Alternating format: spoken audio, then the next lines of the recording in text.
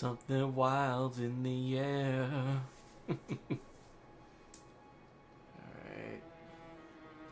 1 second.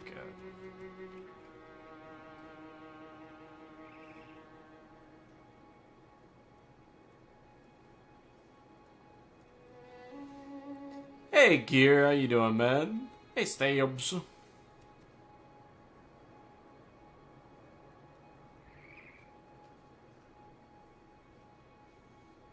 Hey Stance, doing pretty good. Figured I'd stream for a little bit. Just really quickly showing the stream.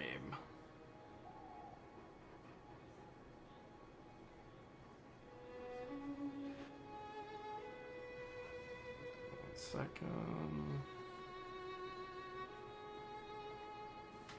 Not very good. Aw, sorry to hear that. Hey Arson. What's wrong, Gear, unless it's something private? Also, you don't have to get into it if you don't want to. Okay,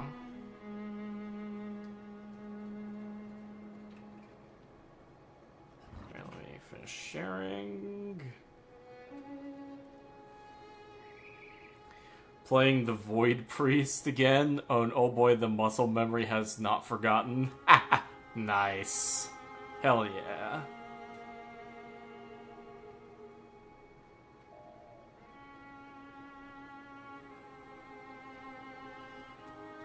I don't really want to talk about it. Don't worry about it, Gear. No worries. Alright, everybody. So I have arrived. Oh. I am using my very first Limbo right now. I've transferred the fashion over. And the iconic build, the Limbussy build, has returned. God damn it, I love this so much. I want to try no knockdown kind of build, or reduce damage while airborne kind of thing. So I think I'm going to keep that on, but I am going to change the aura slot. What you doing?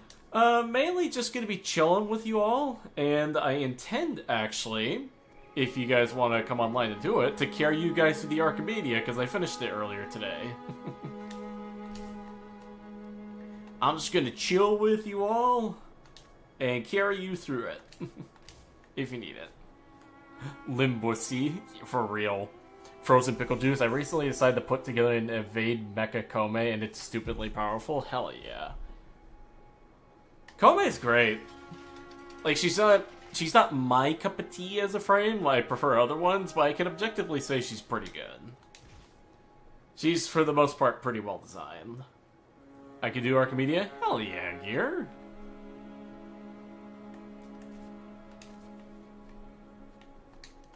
I will be helping you all get through the Archimedia today, because it is...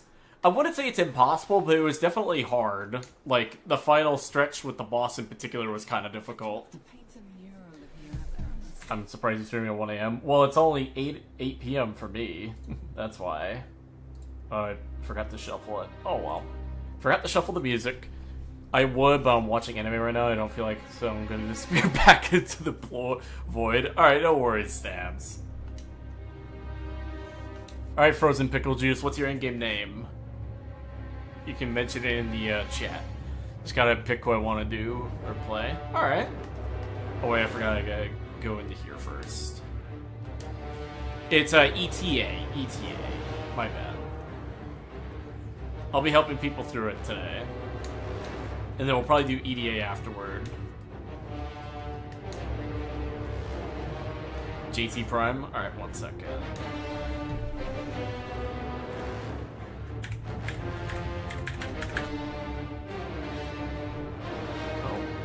Oh. Oh, underscore. Underscore.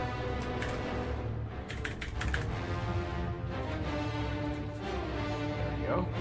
Oh, I do have you here. Oh shit, my bad. I didn't realize. Oh, ETA? I've never done E. Well, Gear, my friend. If you have the requirements, let us help you. Alright, where are you, Gear? Oh yeah, that's right. Wait a minute. Oh, there you are.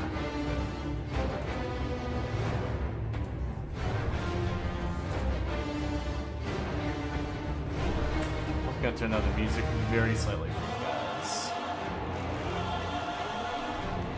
Alright, y'all. Let's go see what the requirements are again. What are the requirements? Rank 5 with the faction. I've already done it today, so I can just drop all these. I'm also gonna drop this. And I'll probably do one to help you guys out.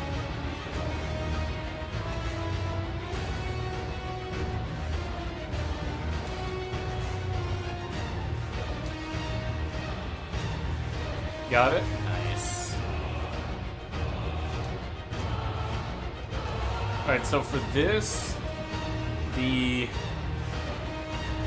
gear embargo, dull blades, I remember that. Fractured armor, I remember that. Restricted. Definitely don't need that. Let me take 95% less damage from non-weak weapons. Oh, it's this one.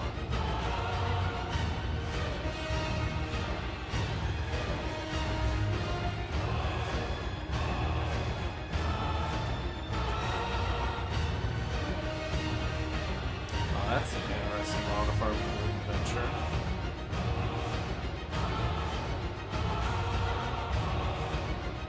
And take damage over time. Next one will kill, leave behind Dilly, a Furvon.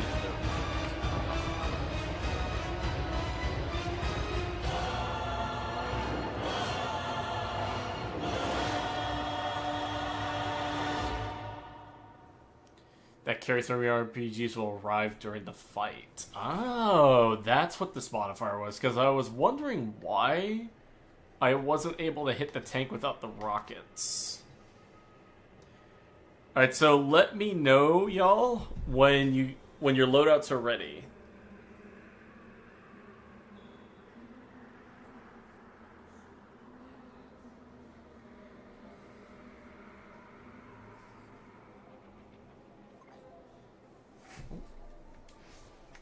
Let's see. Ooh, Protea. Ooh, alright. Let's take a look. Ooh, I like it. Kind of reminds me a little bit of Wonder Woman, a tiny bit.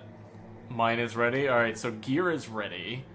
Just gotta wait for Pickle to be done.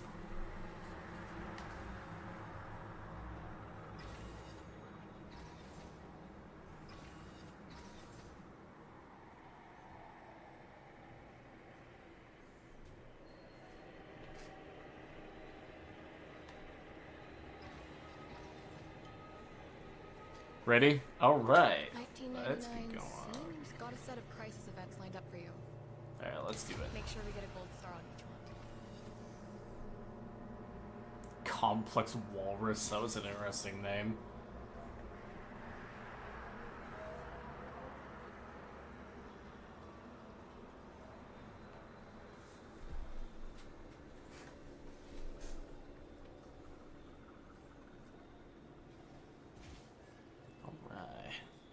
Oh.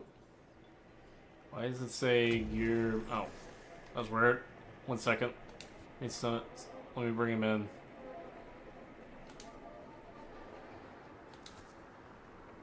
So it kicked you out. For whatever. Alright, select yes again, I think. Or... Okay, no, it seems like it has you going, I think.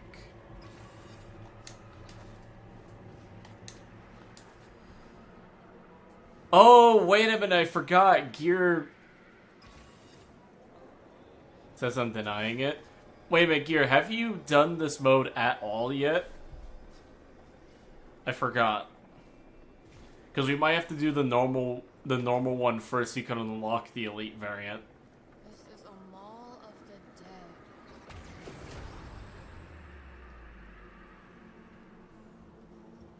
Oh...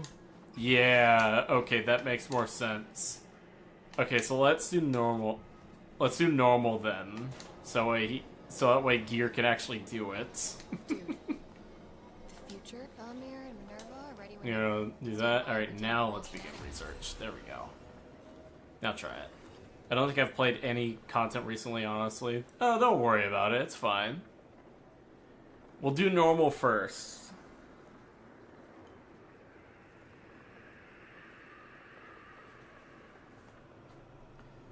But wait a minute, you do have rank 5, right, Gear? Nope. Kicked you again.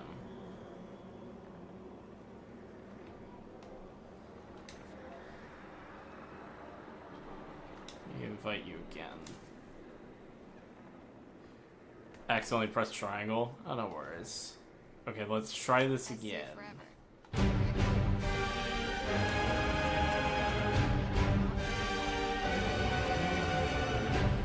Alright, come to the bike.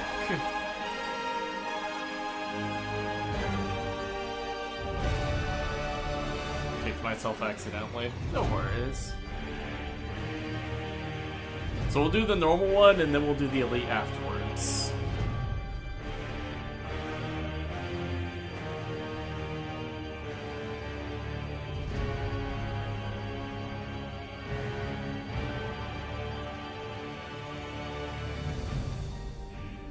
Alright.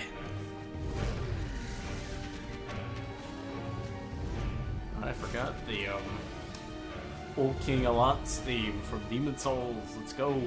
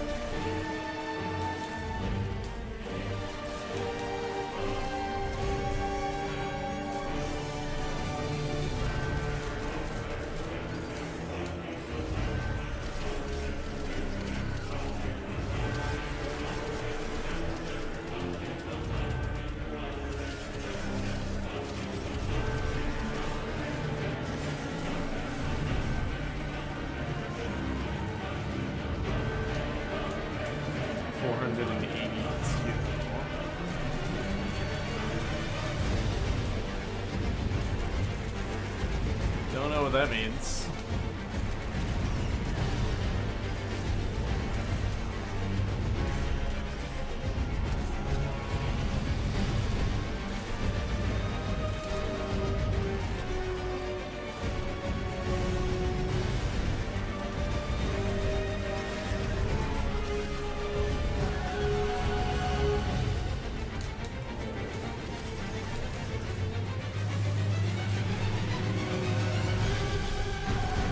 Bringing my infinite scaling Loki build next game. Nice, alright.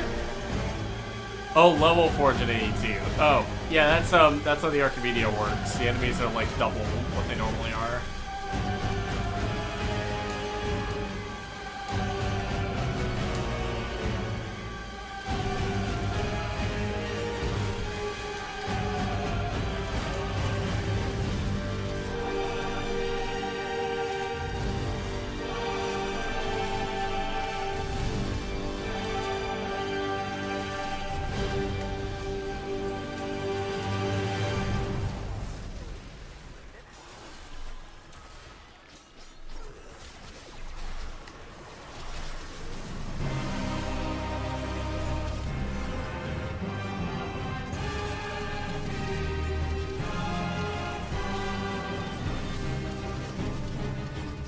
Accidentally took the max energy reductions. I can't use half of my kit. Oh no!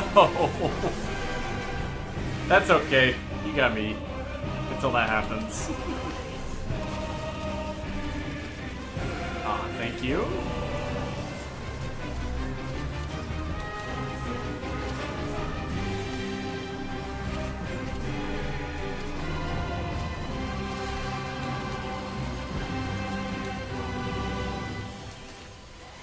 I got. Oh!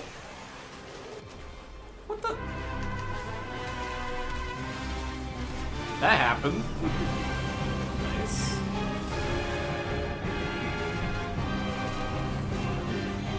Yeah, I like the point it so much.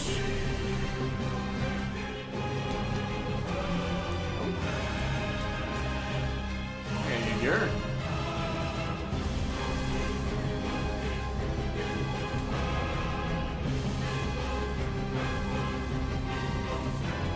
I think you were standing right next to a Toxin Eximus gear. I saw it right there.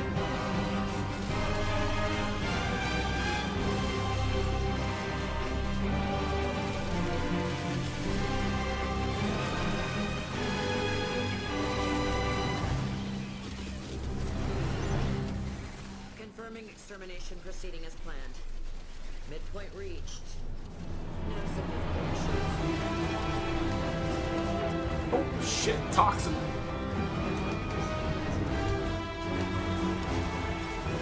Holy!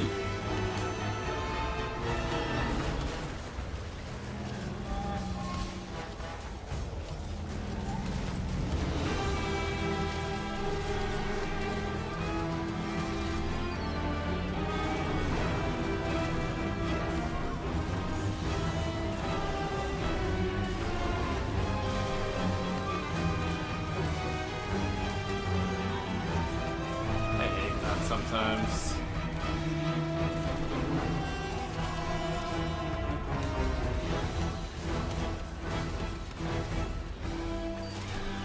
There we go, finally.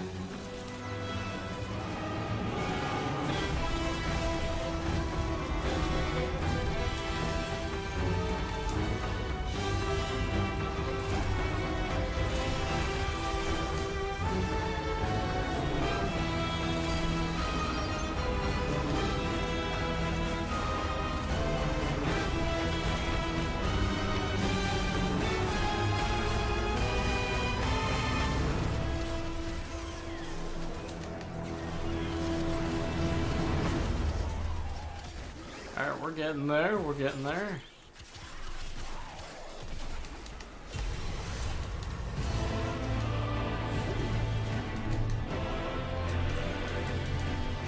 Thank you.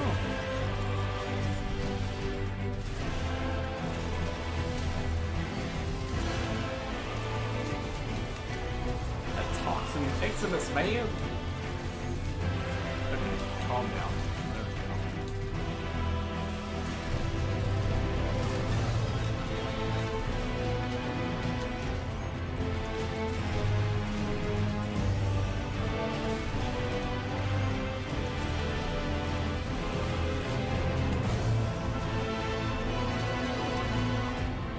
Whew, man.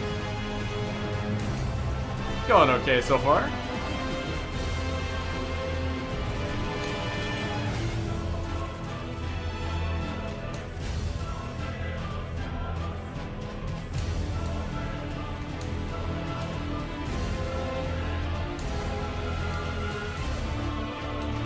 Give you this guy spot in the elite rental joint. We will. We're doing the normal one right now. That way, gear can unlock the elite variant, and then we'll do the elite variant afterwards.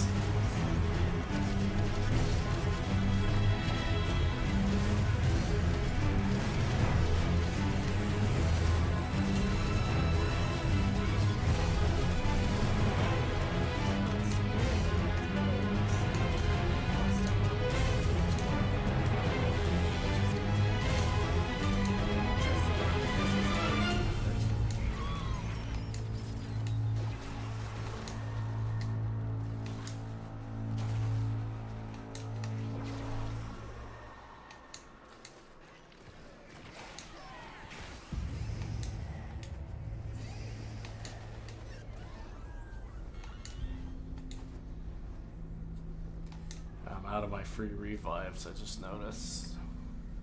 Oh well, we'll get new ones on the next mission.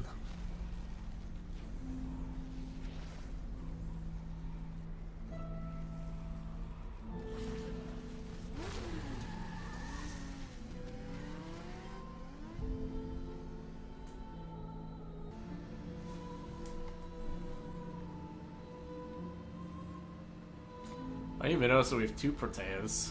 It's pretty funny. I'm going Harrow for the elite. Alright, alright. We'll bring Stanson when we get to the elite variant.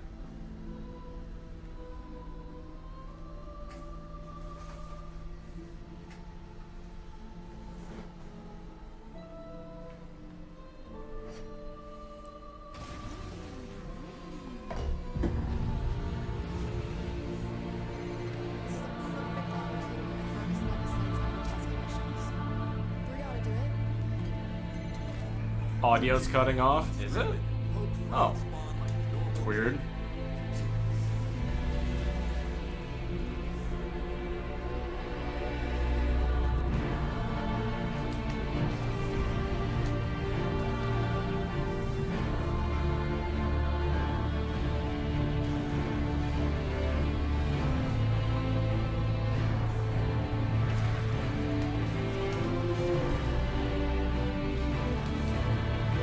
I'm out of energy.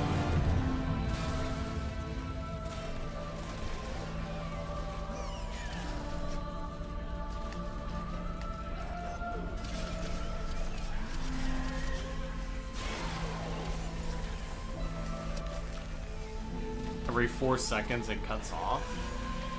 Huh.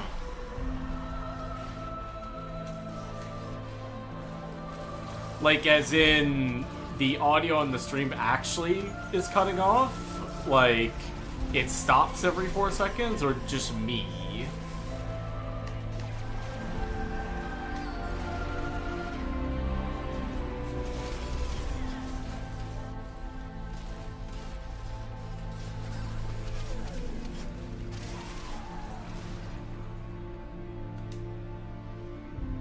All audio? 1 second. I'm gonna have to stay right here. I'm gonna look at the stream on my phone.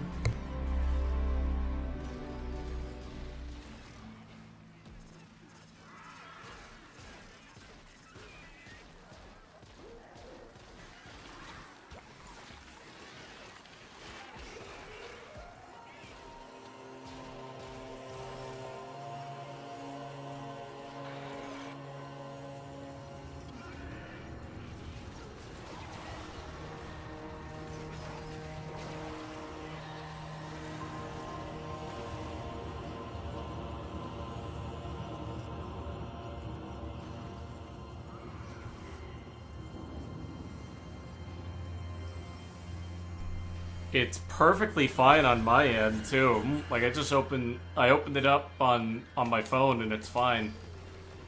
Maybe close the YouTube app and open it again, guys. It could just be that, because I've had that happen with other people's streams and I thought it was me.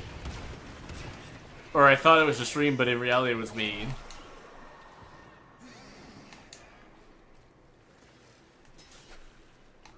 Alright, let's go kill.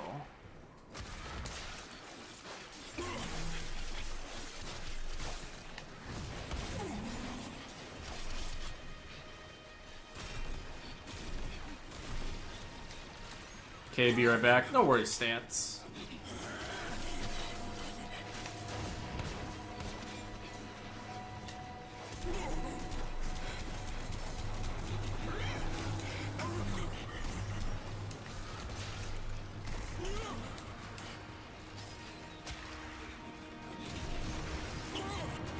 Holy, what the hell was that? Thank you.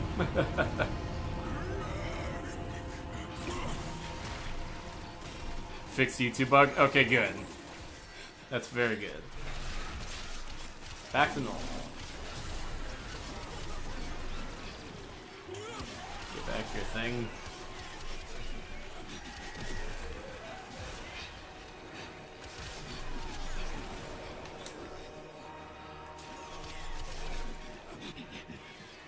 I think it's funny how they sound like monkeys or apes or whatever.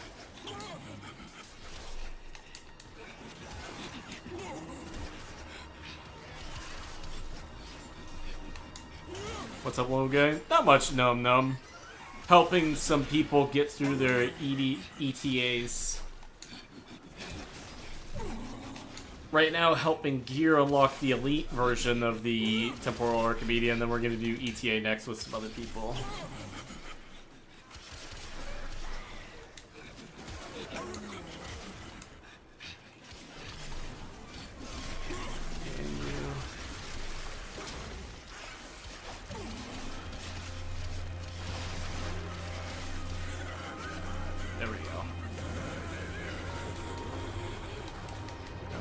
Limos.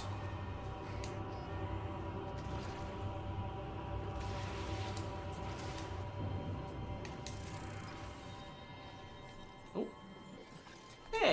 take that.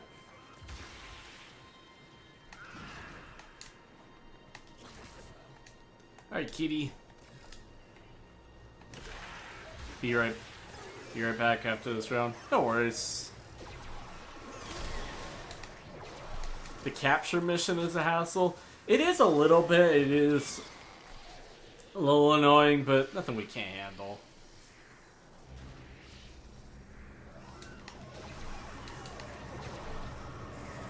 I love damage attenuation. Don't we all love damage attenuation?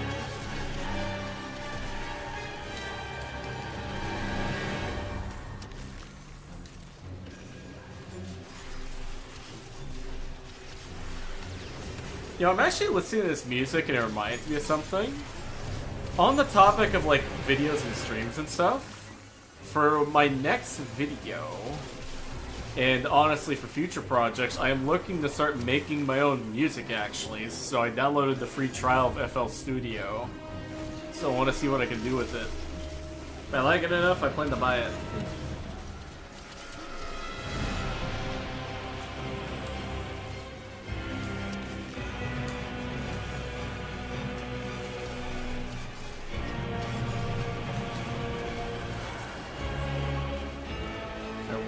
The legacy. This way.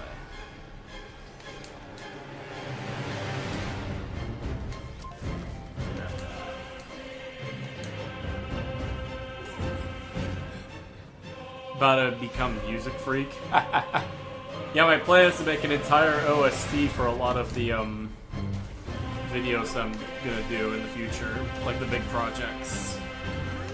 I've already got a plan for Nidus's theme specifically. Oh my god, fuck off, like a saint.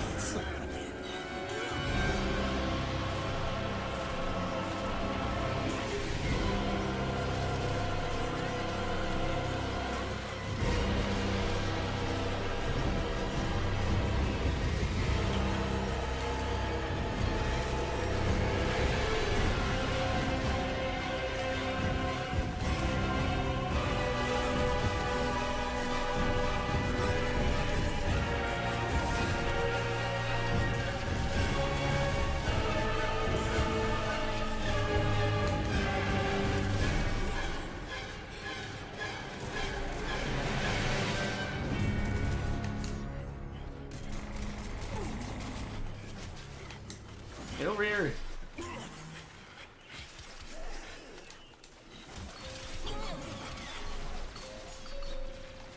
Yeah, really excited about that when it comes to the music stuff.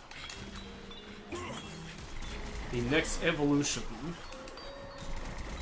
I was sitting here to watch your video by club member as I wanted to learn more about how to play Limbo, but saw you alive, so watching the stream for a bit. Hello, Sinister. Also, what club is this out of curiosity? I'm curious.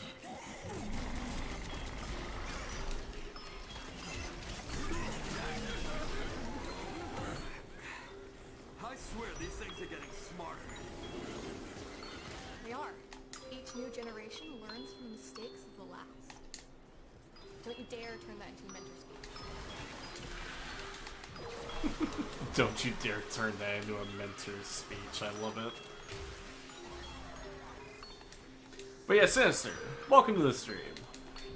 Helping some people through their ETAs this week because I already finished mine earlier today.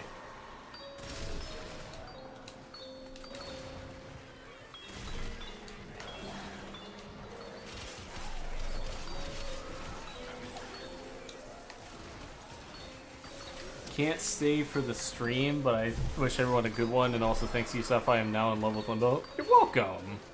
Mint Clan, been tired lately, so misspelled. No worries. Hello, Kiwi. How you doing?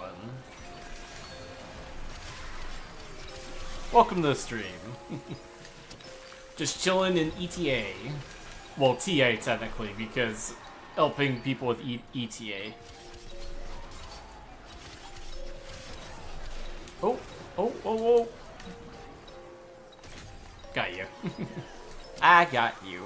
If you're making a Nidus theme, does that mean it? Well, yeah, Frozen Pickle. I actually announced one way back in 2023, actually, like in November. And stuff on that project was going decent until, like, some stuff in my life happened. And then I switched to the PC, because I used to be on PlayStation. So, because of that, I can't use the previous resolution anymore, because my resolution is different, and I want to keep things consistent. Or as consistent as I possibly can. Oh. Got ya. Yeah, sorry. And then, but yeah, that's actually what the next big one is gonna be for guides. Is gonna be Nidus, because I still want to do that. I have a Dead Space themed idea for him. Had it for a very long time.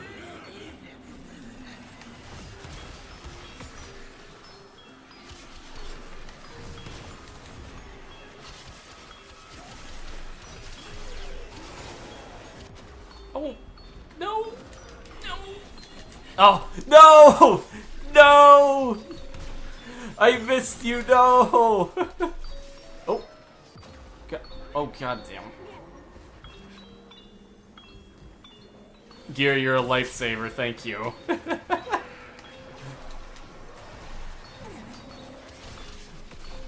I absolutely hate the Aqua Blade so much. Oh. Damn.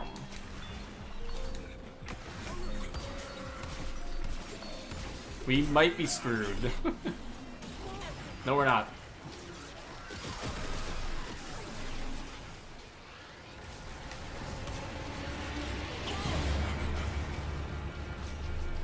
Oh, that's Aqua Blades again.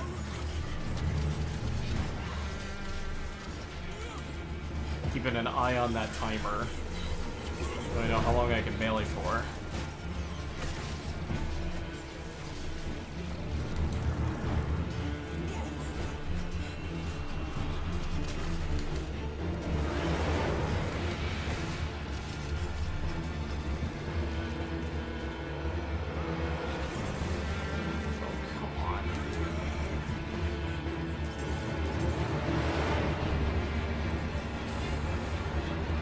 Alright, so let's get rid of this guy first, and then I'll go revive him.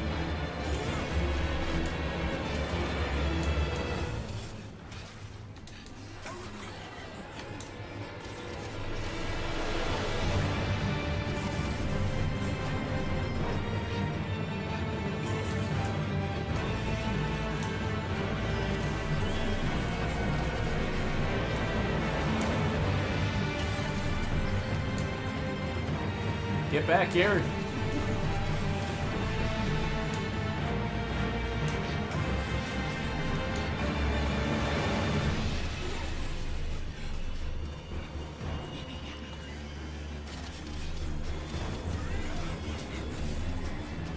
No.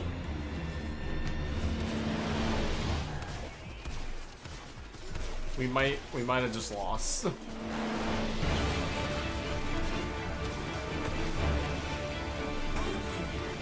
The frame trip looks sick. Thank you.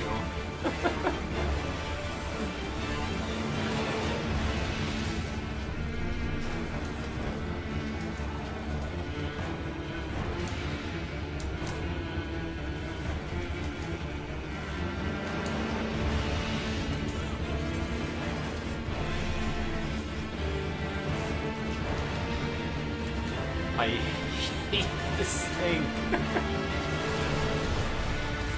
Please, oh, god damn. No, so the way it works in Temporal Archimedia is that basically we gotta collect these 5 tokens, and then we revive you. Oh, I have the, oh, I can do the computer. I think it's 545 amp, if I remember correctly. Got it a few months ago. Pretty decent with Magus Melt. Alright, I'm gonna go revive him.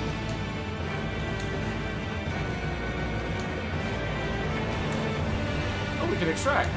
Oh shit. Also revive you though.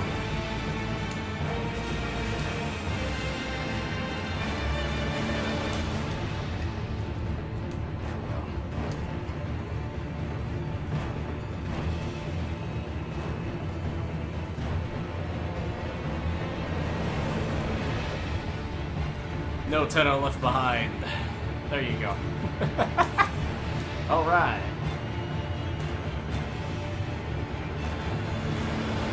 Alright, let me also read the chat finally. Do you think Oberon is getting reworked soon? If so, do you have any ideas for one? I've had some ideas before, Soy. I honestly don't know if he is or not. It's highly implied that Limbo might actually be getting one this year, given the cape.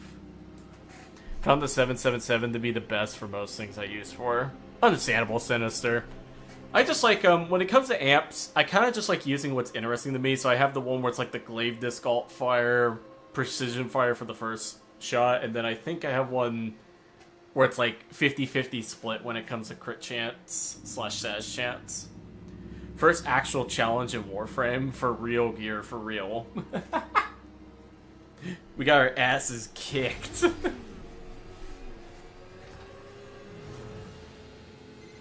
We got orders. Hard target. The kid needs us to scrap one of Victor's new toys. And a Vermont tank. Oh, I thought she'd never ask. Alright, so guys, for this one, when it comes to the modifier, basically we can only injure the tank and the weak points if we use the rockets. So we gotta be careful here. I tried doing the ETA 2 times this morning, and both times we lost because of those aqua blades. Yeah, Kiwi, you know what I mean. I absolutely despise the aqua blades so much. Like, when I see those, I shit you not, I'm not religious, but they put the fear of God into me.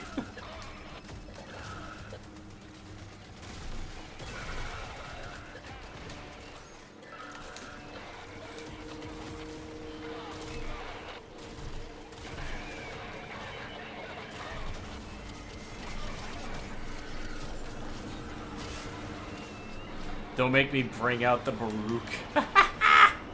For real. Why? Oh god, I cannot move.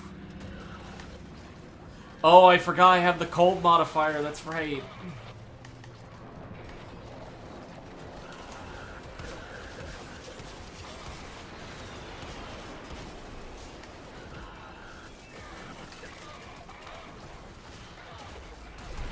What? Why can't I...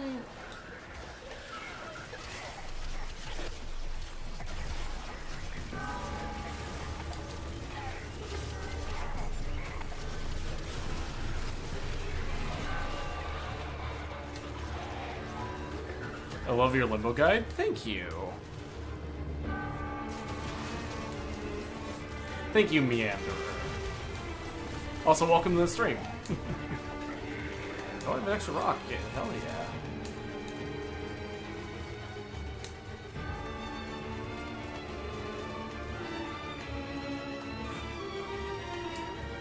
I don't know why I'm not taking cold again. That's weird.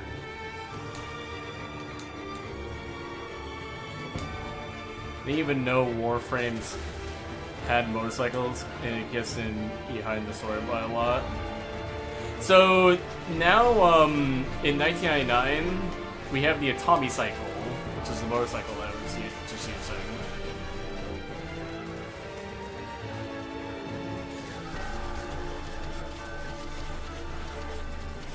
It's pretty good. Pretty good. I'm using this. Cover me!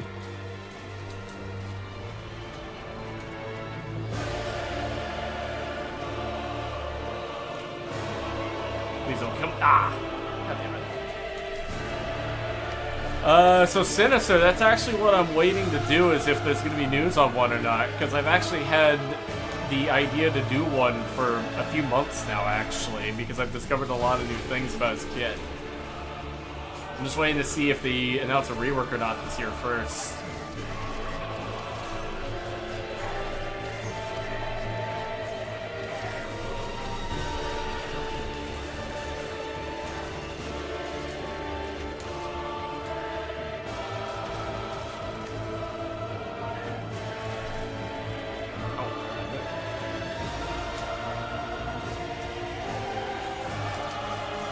That.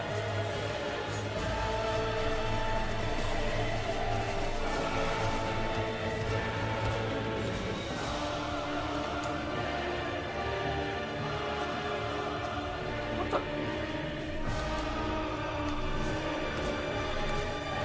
Wonder what they would do to his kid if they did get reworked. I mean, if they've seen my guide, I would hope whatever I said in there.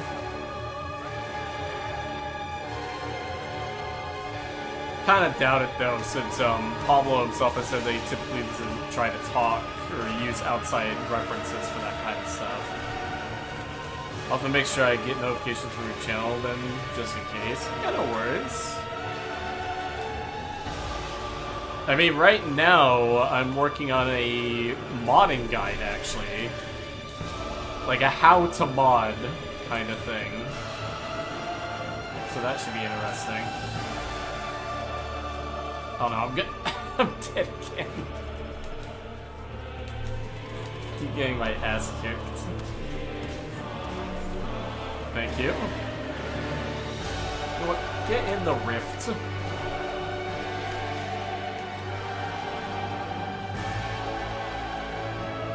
Alright, I'm gonna hopefully this.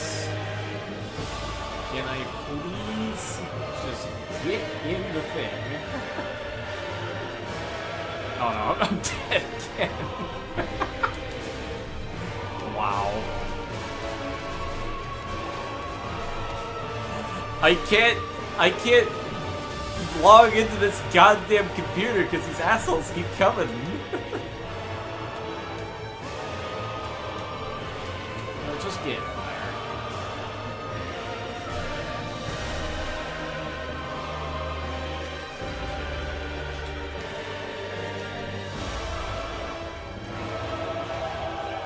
You know what? Screw it. One second. That video will come in useful as I have nearly 100,000 hours in Warframe and still barely understand modding. Yeah, no worries. I got you. Yeah, more so, the reason why I'm doing it is A, so that people who watch me and people in general can kind of grasp how I mod in this game, because I tend to have a different way of looking at it than other people do. I'm also going to be bringing along a lot of friends to help me with it too.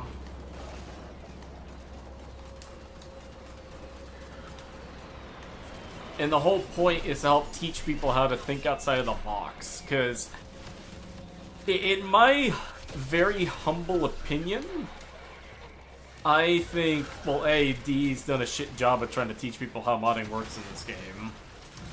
And second, this is a bit of a more important one, I feel like a lot of creators kind of teach people what to think and not how to think in this game. And in my opinion, leads to people thinking that you can only mod or do things in one way. Animalistic? Yeah, Drake and Pyres. I know Animalistic. What about him?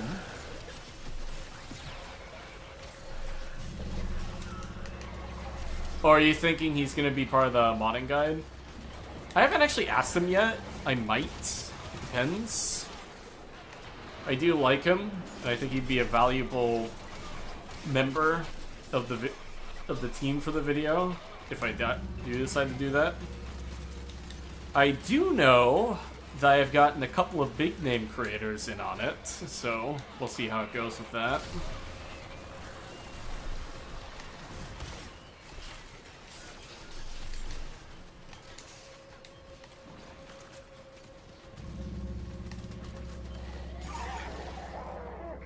This mission looks like chaos. It is, soy. This whole mission is just absolute chaos. I'll also probably bring a different frame for this, because god damn. Or, well actually no, less so the frame, but more so just the fact that I chose a terrible modifier. In the peely clicks thing.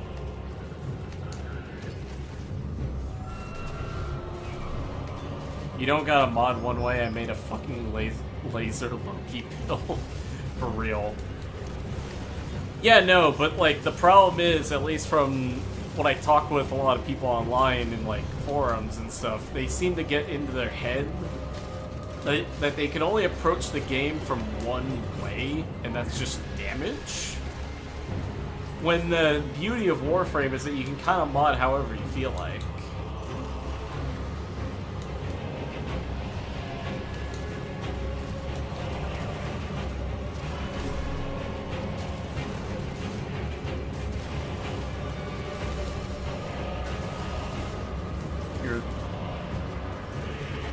Nope. No!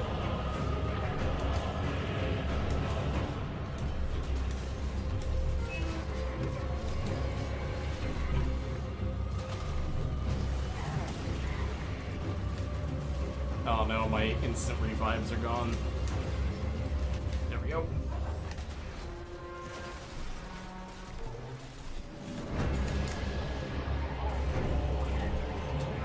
I can't actually...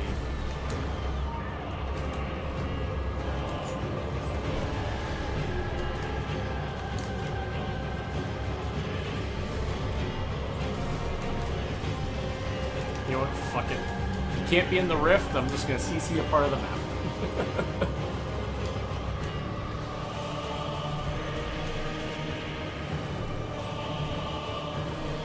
Wow, those are not counted as weak points, that's lame.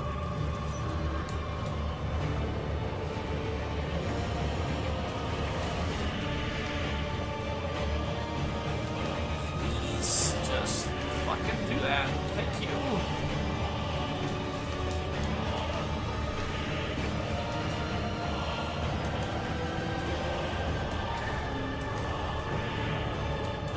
There we go. How the math actually works in the game either. Yeah. I mean, to be fair, I know maybe only like 80% of the math in this game. So I'm more so approaching it less so from a... Because, like, here's the thing with the guide. It's not going to be how do you deal the maximum damage in Warframe kind of video. It's going to be how do you optimize damage and optimize utility and comfort, if that makes sense.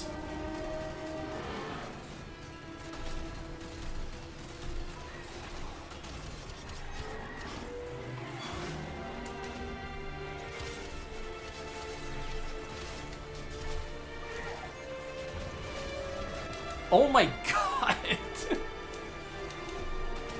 Oh no! He's dead! And I'm about to be dead too. Oh no.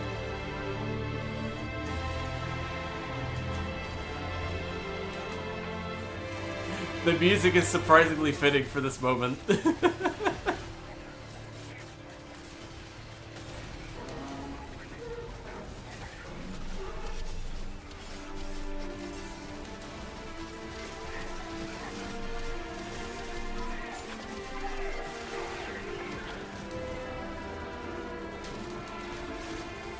Kill the damn tank!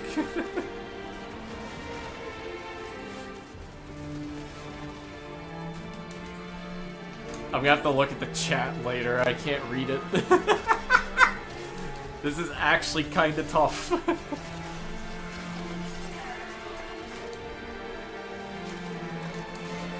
Where's the tank? There it is.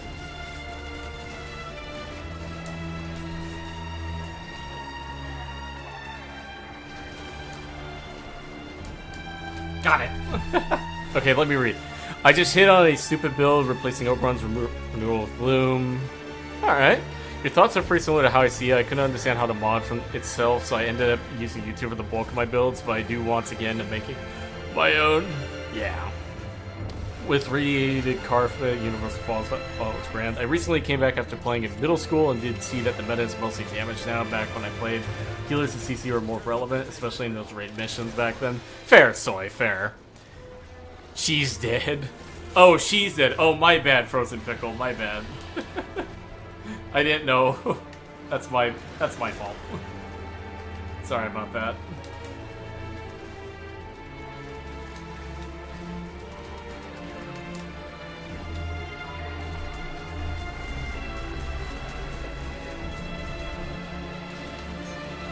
Alright, so we're just gonna CC part of the battlefield here.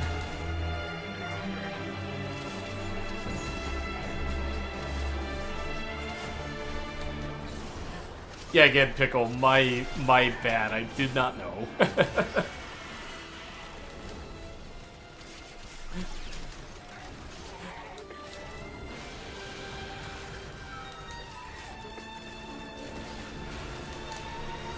Oh wait, can the tank actually beat it? What?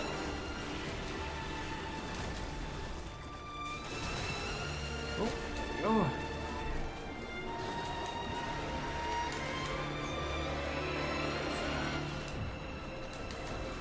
Alright, Gear, I'm gonna hit you with this.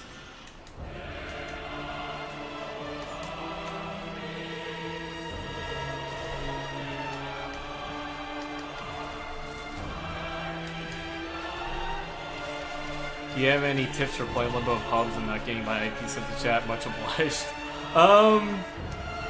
First of all, don't go for high range. Stay around 100% to 130%. And then... Yeah, that's an interesting question, actually. I'll get back to you on that once we're done with the tank here.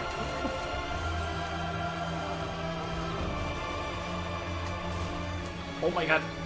I can't get up.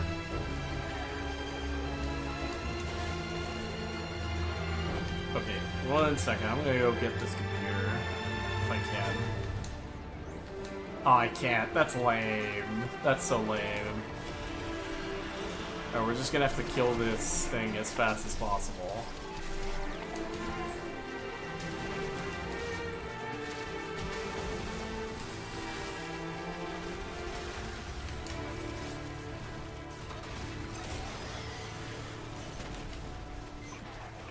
Exceptionally fitting music.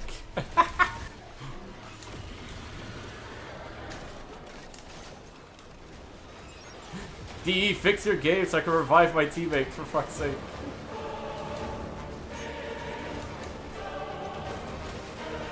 Music is also fitting, surprisingly. The game and the songs are in sync.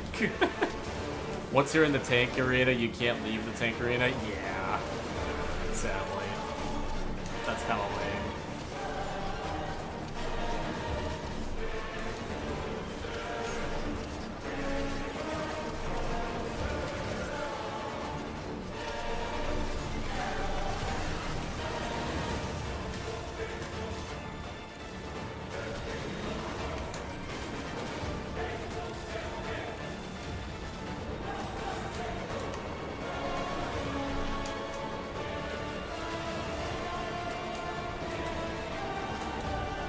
Nope.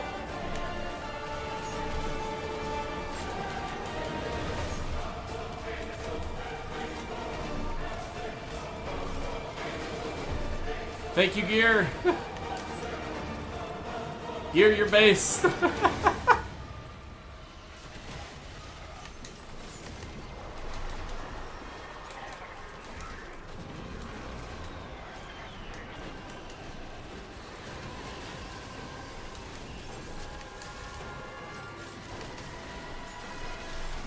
From Software Hunter Bloodborne skin win. No, no! No!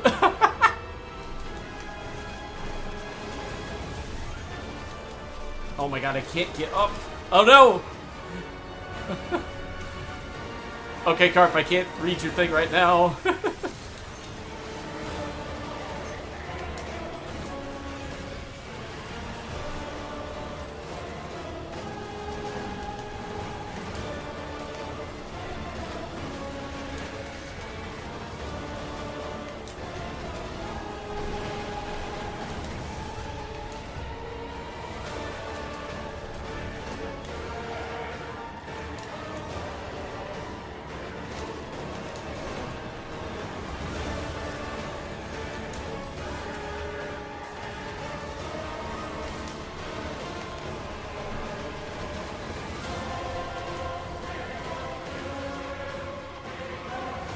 I'm glitched? Oh no! What do you mean you're glitched?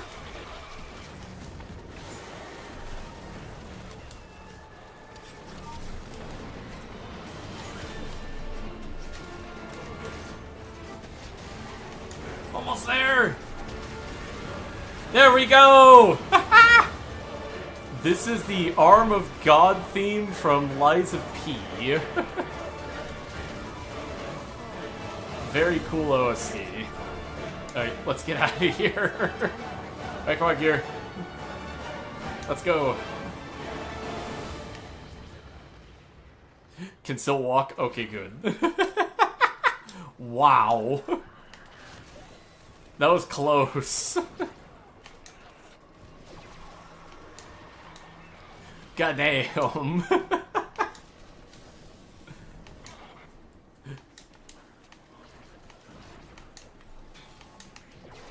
I'm not even gonna grab that treasure. Oh. Okay, so it took me like an hour to complete the thing, you know? Check DMs for more stream info. Okay, no worries. Oh, the bug's still around? Yep, Big Steve, it seems. The bug in question. Yeah, wow, that was rather amazing. Good job. Thank you, Andrew. Wow, that was actually tough. That was actually a challenge. That felt good. I hate the elevator shafts, for real. The song ended at the perfect time. Alright, Frozen Pickle, did you get your rewards, by the way? No worries, Gear. Also, I believe Stance said he wanted in. Stance. Where's Stance? There he is. For Prime. Alright, 1 second. Nice. Somehow DE manages to release bug fixes and at the same time break 3 more things with said bug fixes. Digital Extremes, games, and bugs. For real. Yeah, there is a saying. Anyways, going to go shower. It's 4 a.m. Then sleep. Alright, have a good night, Carp. Alright, good. Doing shards? No worries, Stance. No worries. I'm gonna switch weapons as well while we're here. Because as much as I like the Purgatory, I don't think it's gonna work. Not for this content. Alright, what do we got here? What's a funny pistol? Torxica is actually pretty decent. Let's take those. I'm tonking it. I'm tonking it. Rate the fit. Ooh, alright. Rev crit. Ooh. I see we got a little bit of a Bloodborne / Infested look going. I like it. Bro became Gerbin. Alright, so now we're doing the ETA. The Elite variant. Is a satisfying gun, but it never feels like that's enough. Nah, Andrew, it's enough. It's just that for what we're doing right now, it's not great. Like, so long as you hit the weak points, it's amazing. But the problem is, due to the damage attenuation in BS, it's not that great for this content. Alright, so I'm gonna remove this goddamn sticker first. I'm not dealing with that. This sticker was hell. How do I remove it? Okay, none. There we go. I'll keep these two on, but I'm actually gonna equip one that helps you guys here.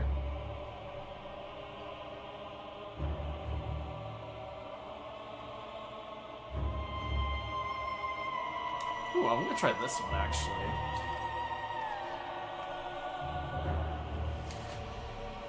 That generally lifted my mood, bro. I feel real good now. Nice gear. Oh, yeah.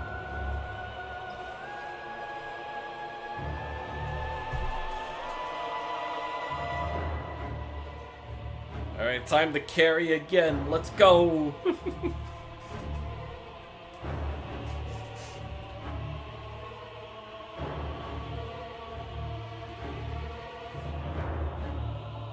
I don't think I've done regular since the first one I did. Oh, okay. Also, got any specific weapon recommendations for Limbo? I'm trying to use Fortifier or Octacore, but it's not very effective. Latron and Cardin seems to work quite well, but I like the brand. Yeah, Latron and Cardin's pretty good. Any chaining weapon, especially primaries, are pretty good, I would say. Like, the Amprex is a good choice. Torrid, unironically good choice. Multi-CEO weapons in particular are really good with them. So something like the Aeolic, the Stelta, I believe the Strun, the primary fire of the Strun and Karn, that's pretty good.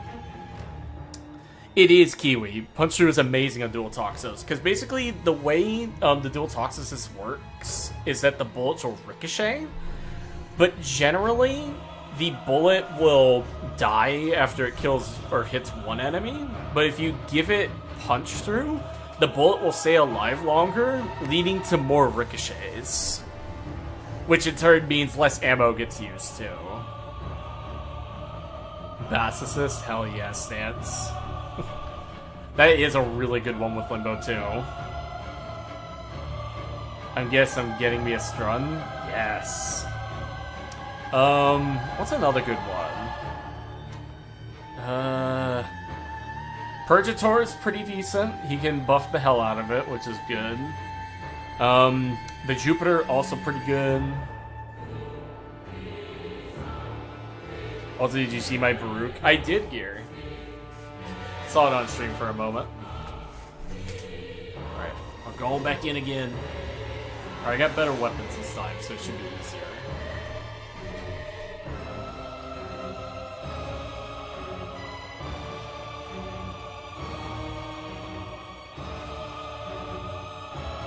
Oh yeah, Mutilacernos. Amazing bow. One of the best in the game. Boar Incarnon, that's another really good choice. Get additive CO for the Incarnon, but the chaining's amazing. And then multi-CO on the primary fire, which is also amazing. People think the consequences of I honestly consider the Boar the better Tauren, unironically. cute, but no. How about cracks in the spatial temporal fabric followed by the breakdown of reality? From my testing, it worked quite well. Yeah. Yeah, the Tauren's real. Or not Tauren, oh my god. The frickin' Boar. I almost called the Boar the Tauren.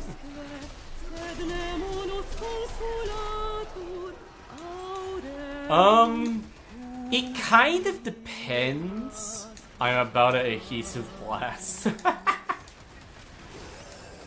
But yeah, when it comes to Mutalist, I would say Mutalist is better with Limbo specifically due to the multi-CO scaling on the bow and the clouds.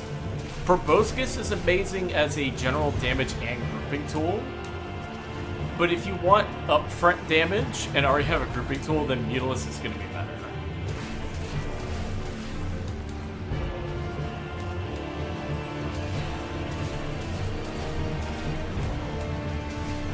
I use Sword more than an hour. I use Sword more than Boar, but Boar has a special place in my heart, being my first Incarnon. Base. My first Incarnon, unironically, because I was there on the launch day, was the Bratton. I love the Bratton. Really good rifle. Icy, thanks. No worries. I even have a video on the channel too if you want to check it out on the Mutalist Erdos, and I talk about why it's good. Because the thing that people don't realize is that the cloud mechanic it has, even though it's technically an AoE, it's coded as individual hits on an enemy, so because of that the clouds have additive and multi-CO, depending on which version you do. Like the quick shot has multi-CO, but the charge shot has additive. But the additive CO on the charge shot is like 4,200%, which is absolutely ludicrous. Makes it in some ways better than using the normal one, or the normal shot. Yo, greetings! I'm now capable of blessing at relays. I'm freaking go. Hell yeah, Mad Hatter. Also, welcome to the stream, dude. How you doing?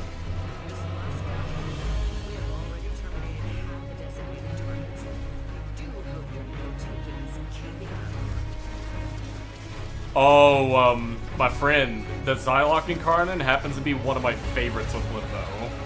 Like, he can buff the hell out of it, and not only that, it just looks so sexy with him.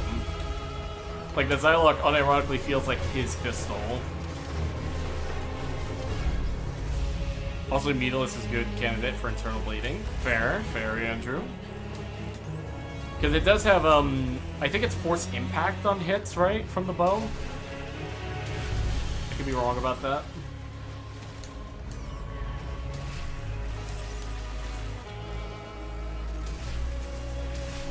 This is a very cool, I'm eating dinner while watching the hat do things, let's go. Oh yeah, Mad Hatter.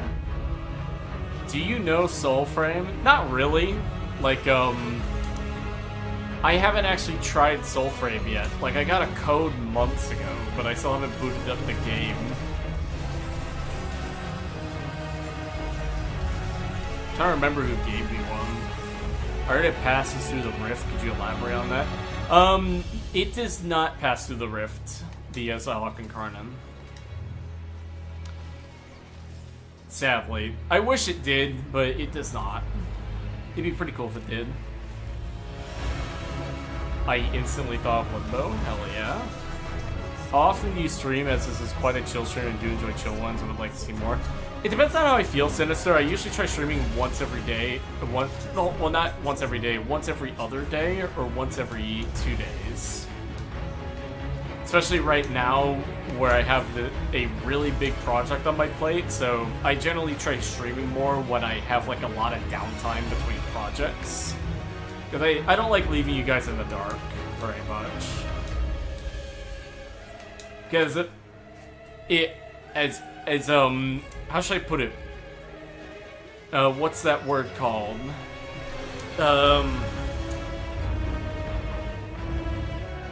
Oh my god, I cannot remember the word. So the only things I do are dual Ichor Clouds and Influence. Right now, yes. Those are the only things. There are a few other ones, like the bees from the Zymos pass through, but that's about it. I originally leveled Beetleless because me and my partner got them on one of the Valentine's Day elbows on sale things, so it kind of has a set of associations. Ah, I see. Soulframe is made in the maker. Well, yeah, I know it's made by Digital Extremes. I just haven't played it yet. Is the thing. What's a frame that you think is underappreciated / underrated that is really good? Well, not counting Limbo. Honestly, Ureli, I would say, is a good one. Like, people give her flack for her style and stuff, but she's honestly got a really well put together frame. Like, heavily underrated. So, are you gonna swap to the Tennokan Sayandana? I'm actually gonna keep the Tennokan Sayandana on from now on. It just fits Limbo so much. Korvax skills too, Banshee. Korvax is a bit of a weird one because I do think he is objectively not that great as a frame if you compare him to every other frame. But in the context of what the game asks of him to do, he's decent. Like, he's not unusable.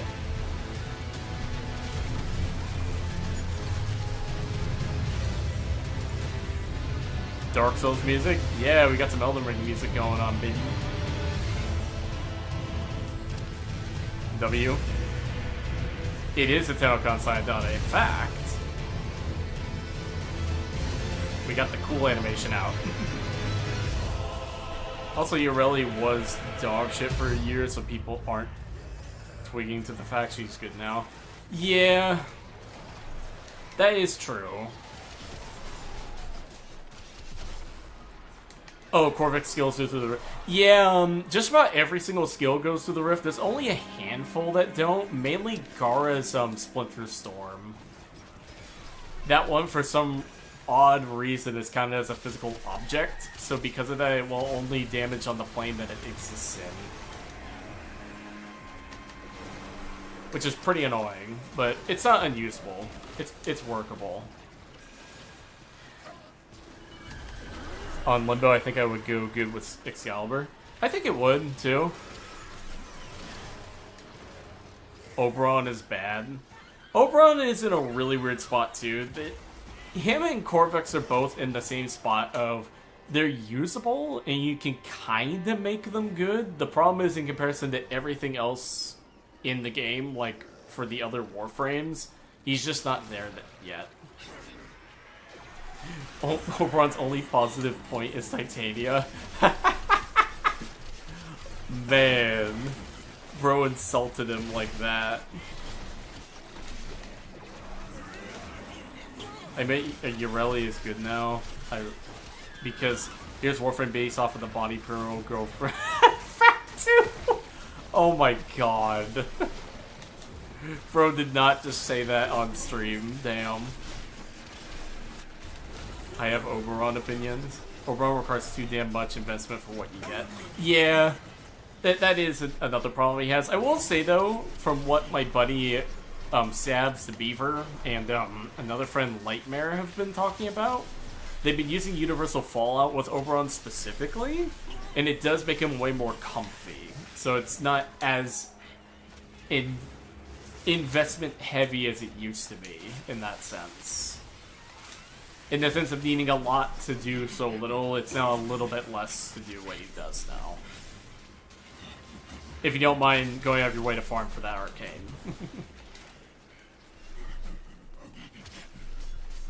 Oh, come here. Get back here. There we go.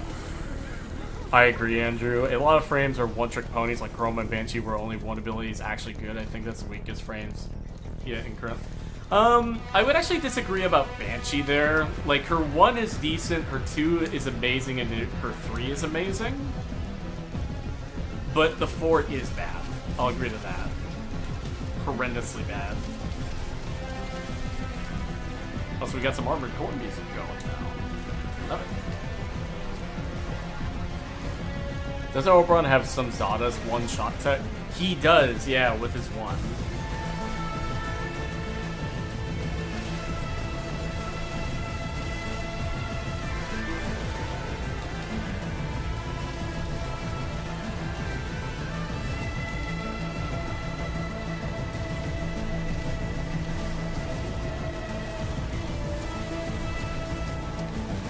That said, thanks to Archon shards and Universal Fallout Bros and come to pick frame, that only requires end of the game farmables. Yeah. That is how I would put it too. Like, he is investment heavy in the sense that you need late game items to make him good. But the late game items make up for what we used to have to deal with before, which is nice. He's in a much comfier spot if you use that stuff now.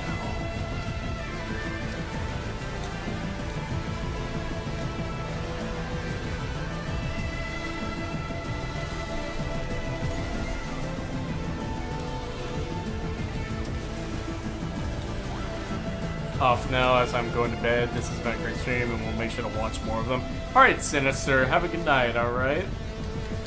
See you later.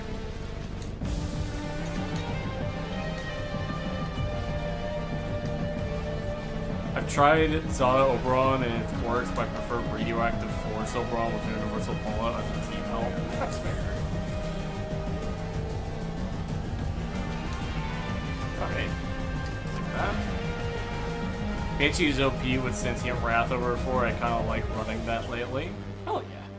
Can y'all leave some enemies alive for my restraint meter? That's not me killing them that much. Oh god. There we go. God damn it, Aqua Blades.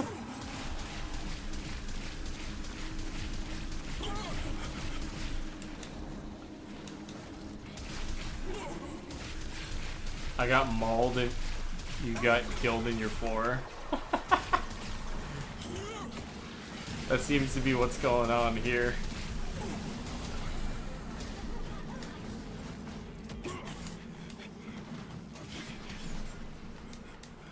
Get back here, you piece of shit.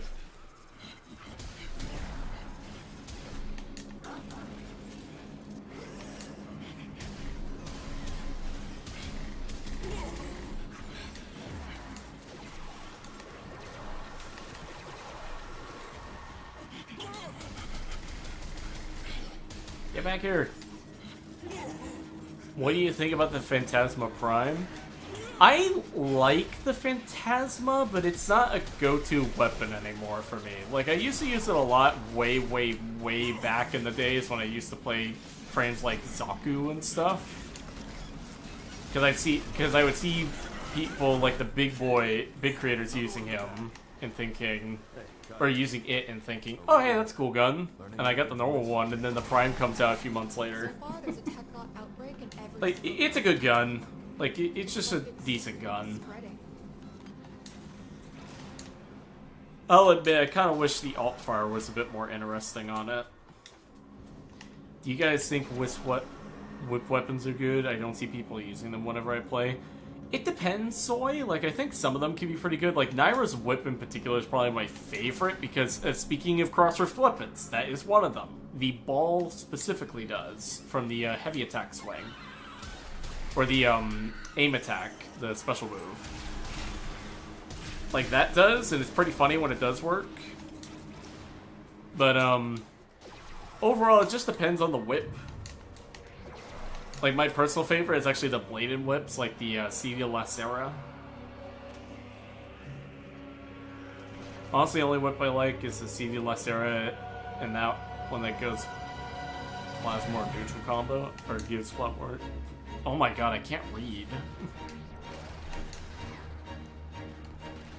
My brain is melting, I can't read. Wait, the plasma thingy crosses the rift? No. Not that. It does, drag things across the rift, the, what you would call it? Oh, you mean, oh, you're talking about Naira's whip. Okay, then yeah. I thought you were talking about the CD Lacera for a second.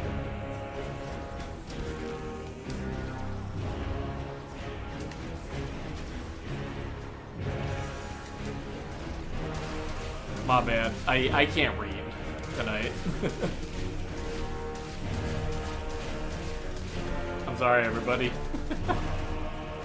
The whip attack? Yeah. Yep. Okay. Yep, that makes sense. Now we're on the same page. Weapons can be viable. A Paladin got the song to do 250 million damage. It's just a matter of investment. Yeah, that is how I go, Crusader.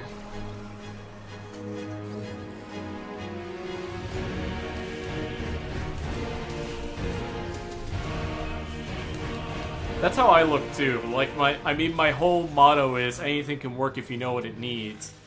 It's just a matter of what do you want to use and how much do you want to use. Which is something that that's actually gonna be one of the first things I talk about in the modding guide when that's done.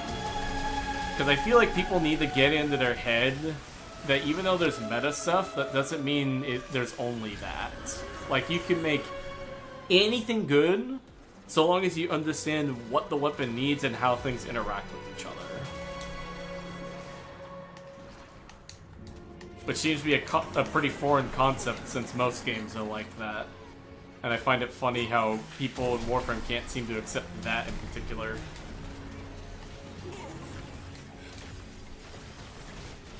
Got any stance? Oh, it's stuck in the wall.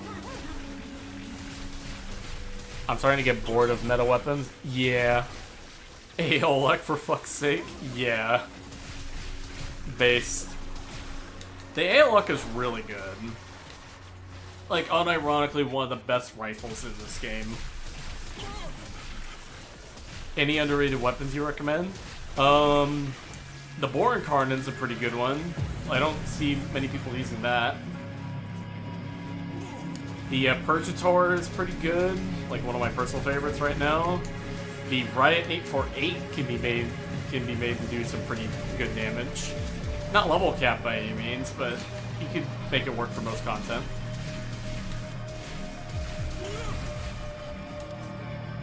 I mean, heck, I could probably use it here.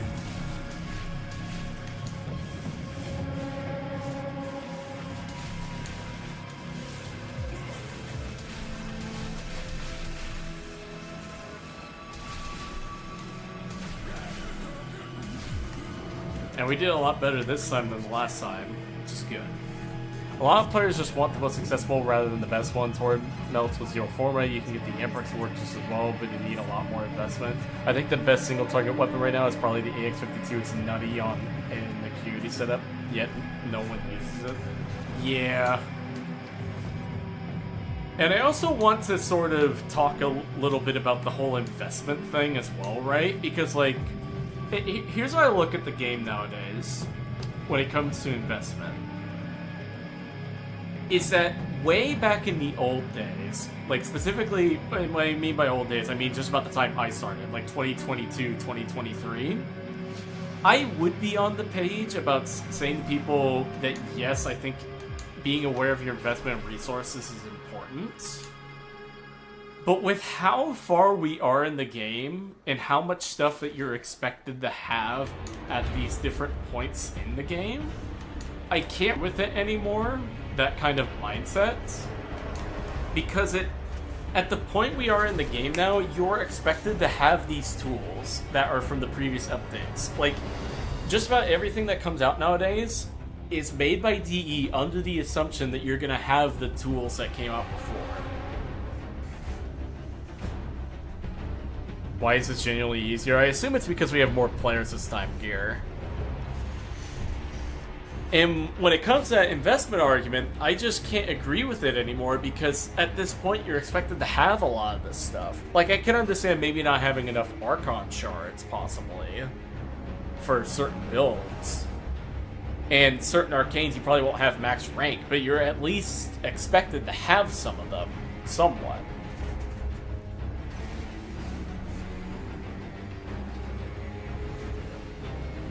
And that's something I want to bring up in the guide when I talk about it, because it's like I understand that mindset of wanting to go for low investment, but at that point you're expected to have a lot of that stuff. Like, I'm not saying having 7 forma into a weapon by any means, but if you can't even bother to put in 1 forma, then I feel like that's more so a problem with you, the player, than the game. At least with how far into the game we are now. Like, if it was years ago, it'd be a different story. I think it's less that you'll have it, and more so that you can get whatever you want with relative ease. That too, Crusader, yeah. That'd be a better way of putting it, actually. Thank you. I like that better. Like, you're expected to be able to get that stuff, at the very least. I'm on Banshee giving 25 times to 35 times damage. Hell yeah. Love it. That's also probably why it's a lot easier. We're doing way more damage now because of the sonars. Oh, take that. Thank you. Damn. Damn the what? To be fair, sometimes I just dread running ESO 7 times to make a weapon melt everything. That's somewhat understandable. I can get that. But I'm just saying, because we have these different farms and we have these different ways to get these items now, especially arcanes, because Femloid exists now that you can trade with them. I just feel like people should be more expected to have that stuff. I'm gonna use this. Alright, protect me. Oh. Or not.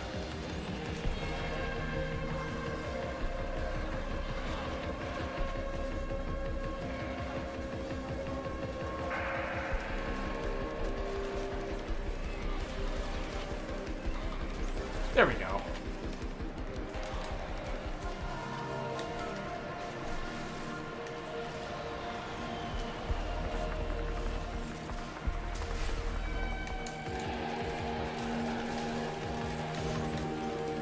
Uh-oh. And that's with Affinity Booster and equipping everything else other than Step Weapon, which most people don't do.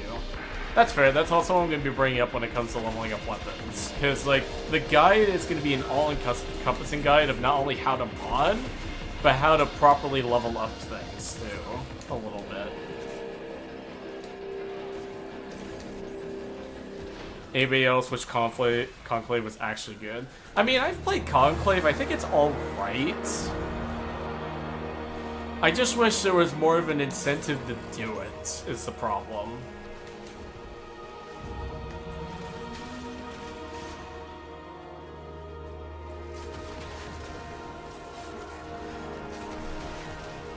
I'd say also the death knell for Orphix, but who the fuck plays Orphix beyond finishing the star chart nodes? Fair.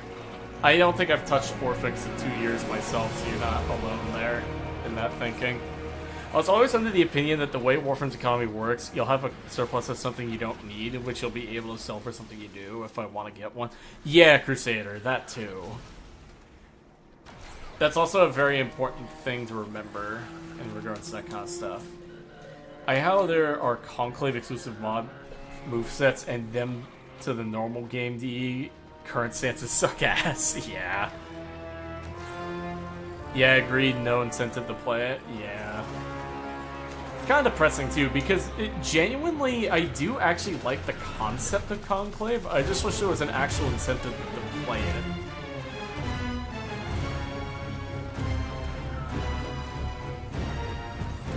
Uh-oh. Please don't knock me out. There we go.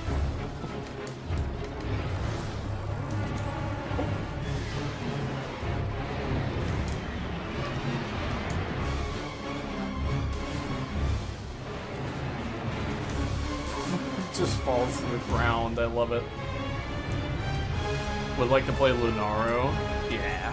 With the Conclave beyond the tryhards is that it literally plays against the thing I have literal physical issues with, poor vision, reaction, timing issues. That's fair. That's understandable.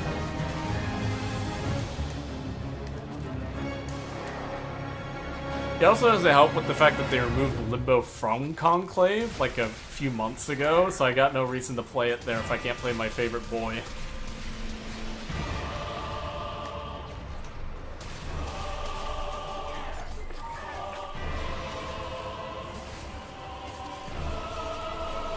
Oh, this little guy can't hit me in the rift. Tell me. That's pretty funny. And those guys literally like faceplant and die. Yeah, love it. It's too funny.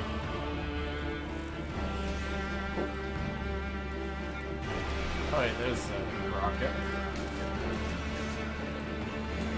I disagree with the incentive because if I don't want to do PvP, I won't have access to PvP exclusive items. The only non-intrusive incentive I can think of is being able to easily get boosters or creds. Yeah, that'd be pretty nice.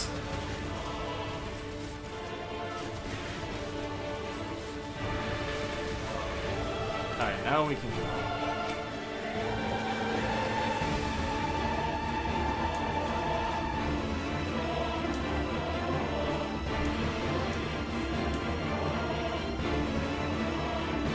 Like getting a 7-day, if you win 3 matches in a row or something of that sort, or 500 credits a match. Yeah, that'd be nice. Oh, look on Sans. Sans, you're bugged out. Oh, there we go. I literally could not find you.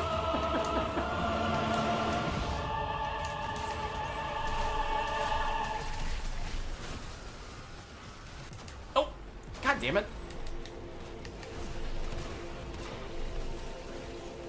I literally could not get up. Might have been a good idea to have a quick prime sure-footed on, ironically.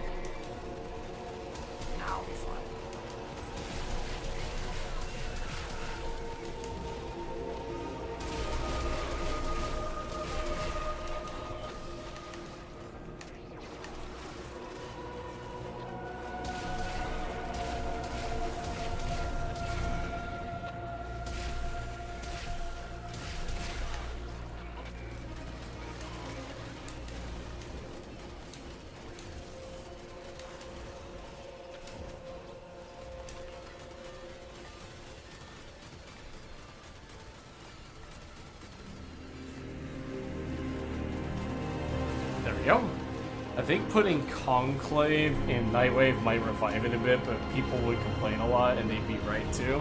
Yeah, probably.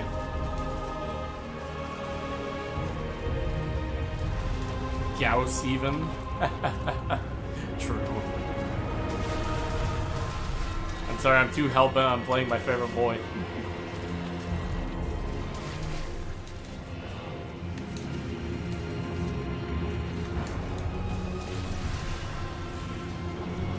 Rocket. Nope.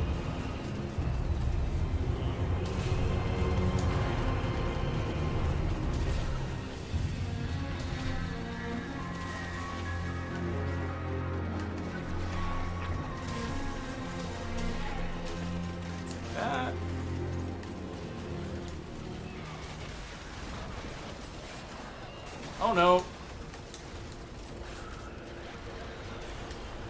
Let me get you up.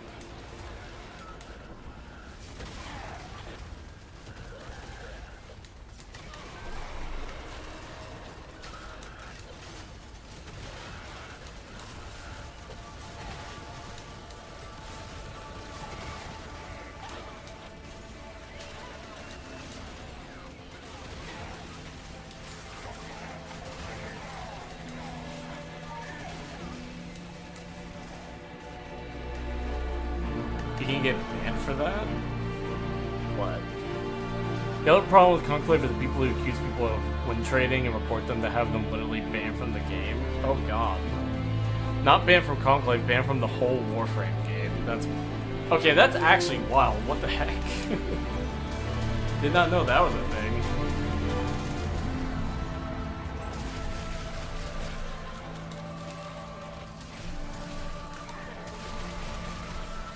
Give me that. Thank you. Take the finisher.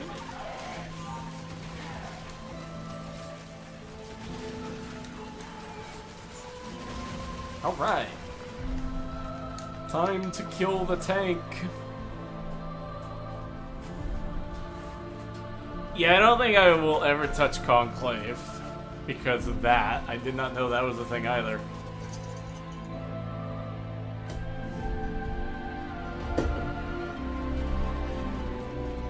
Yo, JT, get in!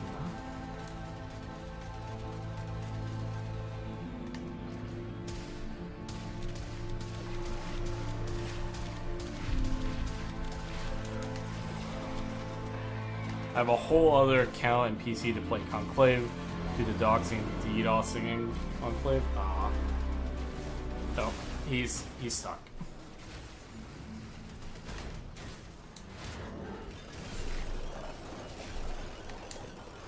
I mean, what benefit do they get from win trading if you don't really get anything from it?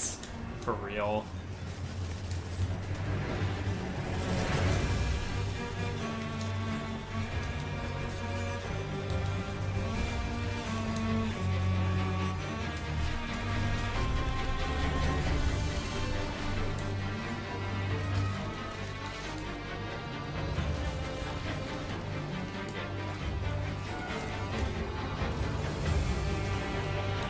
If I got banned from the game for something that happened in Conclave, I'd be... yeah, you'd be pretty upset. I would too. Which is why after hearing that, I'll probably never play Conclave again unless it's with a friend.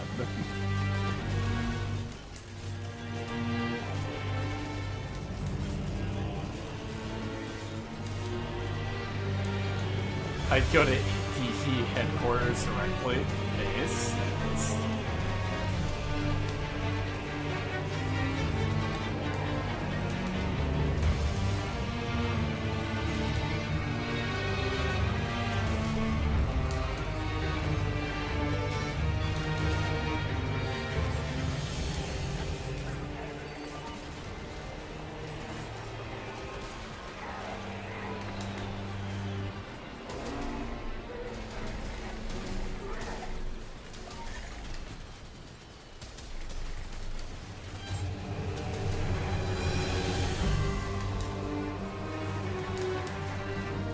Oh no! Sans! No!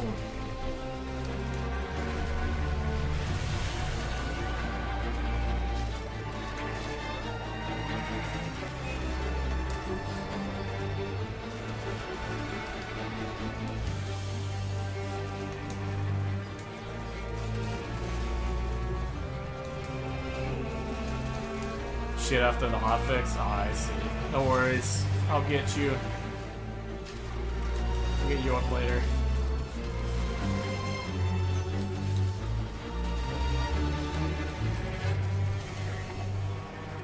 No!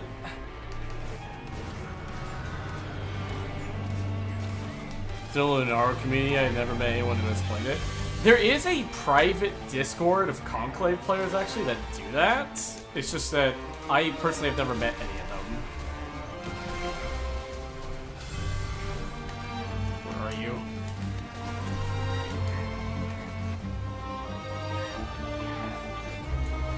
What the? Why did... There we go.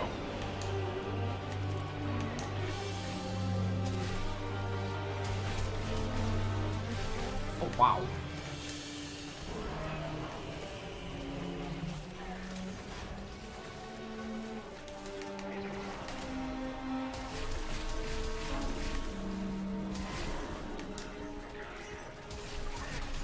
I forgot that I can hit these guys in the rift.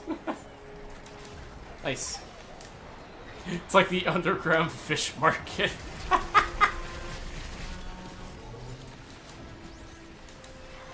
And where are you?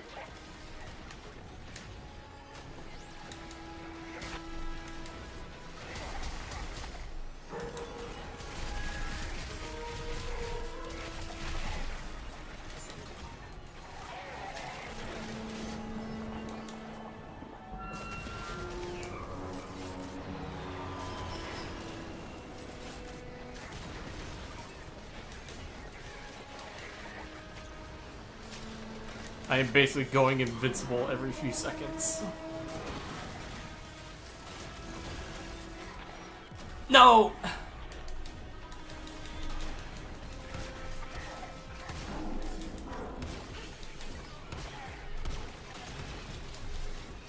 I'm not gonna get back up. I'm dead.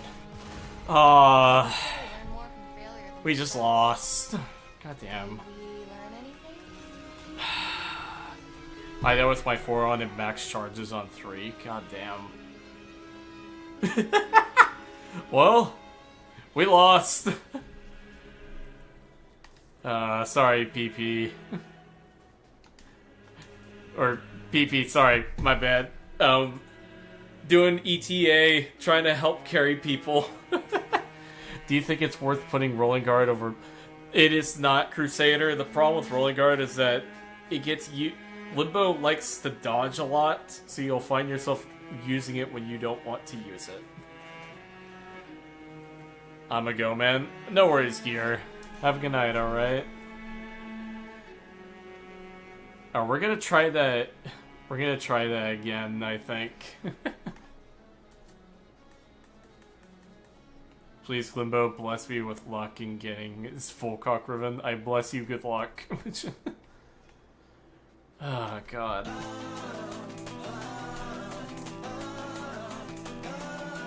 Vazarin is better than Rolling Guard. It is, Nick Robinson. I agree.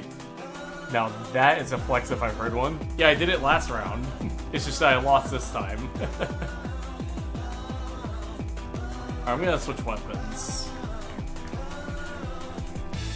Yeah, that's what I was expected. Everyone has it on, but I guarantee they've never even heard of weapon resilience. Yeah.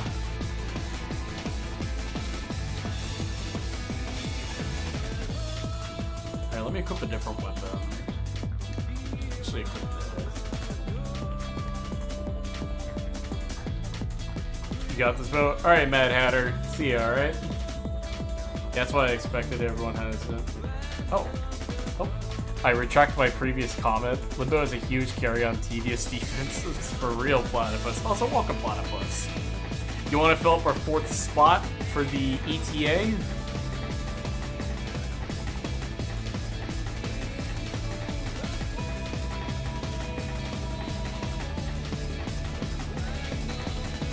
Actually, use this. That complains about the random nature of loadout and ETA and the circuit, and personally can't relate. The modes have to be pushed to build my frames and weapons for synergies. I mean, I can kind of agree somewhat, because it is annoying not being able to use what you want to use, but at the same time, this whole mode is under the expectation that you own everything, so I think that's fine. I don't mean to sound anywhat demeaning, but is the statement Limbo's Frost's Light wrong? I would say it's wrong, Crusader, but more so in the sense that Limbo sort of takes some of the concepts of Frost and pushes beyond that boundary. Like, he's way more than what Frost is in every sense of the word. I'm gonna be busy for a little while, so feel free to kick me from the squad. Alright, Pickle. Have a good night, alright? I'm gonna re-invite you, Sans, alright? Limbo's a huge carry. Sure, I'll text you once I'm ready. Alright. Alright, where is... Stance? There he is. Alright, then Platypus. Where's Platypus? Oh, he's not in the game yet. Alright. Also got horrendous internet, so oof. No worries. I mean, they practically look the same to me. Only thing Limbo really has is the ability to cover and lock. Well, the thing is, Crusader, you have to think of Frost and Limbo. They have very similar concepts. Like, Limbo visibly looks like Frost in terms of kit design, but he's very different. Like, the thing with Frost is, his kit is designed around spreading as much cold as possible and breaking enemy defenses to slow enemies down. Limbo, on the other hand, is a frame designed around where he can make himself practically immortal with the touch of a button, but he cannot kill anything unless enemies are under his invincibility, if that makes sense. So his whole game plan is locking down the map and putting everything under his control. Frost is CC and tank, Limbo is CC and damage. Yeah, Pickle. That's a good way of putting it. Like, Limbo's entire game plan is just completely controlling the map while being immune to damage. Because the biggest thing... I'm ready, by the way? Alright, let me get you. Frost, hella overrated in my opinion. Nah, I disagree. I like Frost a lot. I think he's pretty good. Would I choose him over Limbo, though? Hell no. Oh, he blew me a kiss. Love that. Oh, we're gonna try this again. So I'm gonna remove this, actually.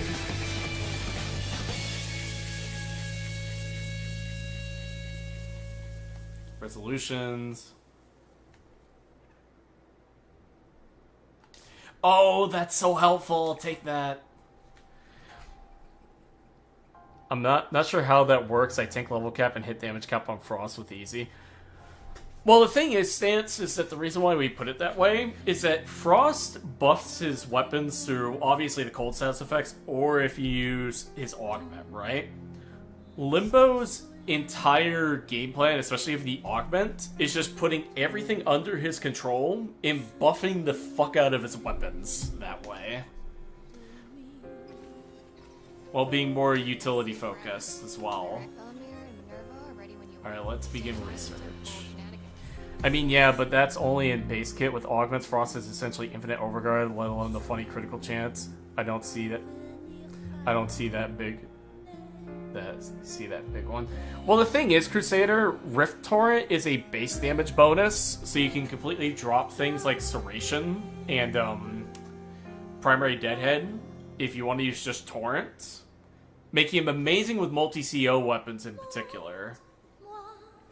A difference practically other than Limbo being able to survive anything while Frost can survive almost anything. Well, the other thing too, Crusader, is that he can manipulate the map in his favor, because the thing with Frost is, the way Frost is that he is trying to tank and do damage. Limbo, from the outset, can completely control the map, do anything he wants to the enemies in his favor. He's an enemy manipulator.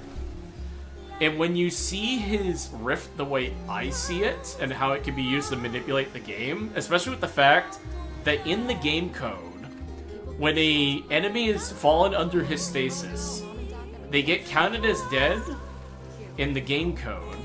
And because of that, it instantly respawns a new enemy, allowing Limbo to effectively double the enemy cap in all missions, while still being able to freeze those same enemies. So that way he can buff his weapons, he can get extra loot, he can do so much. And when his rift clicks with you like it has me, there's a reason why I have not dropped that frame. And it is because his rift is like the most broken thing this game has ever seen, and always will be. Interesting tech, yeah. I think Frost's concept is in the right direction, but it's not very immersive. That's kind of fair. Like, Limbo just has so much BS going on under the hood that very few other frames do. It does not have a capsule. The highest I've ever gotten, and this was because of me being constrained by modding capacity, as well as enemy density, was 5,000%. 5,000% Rift Torrent. Let that sink in.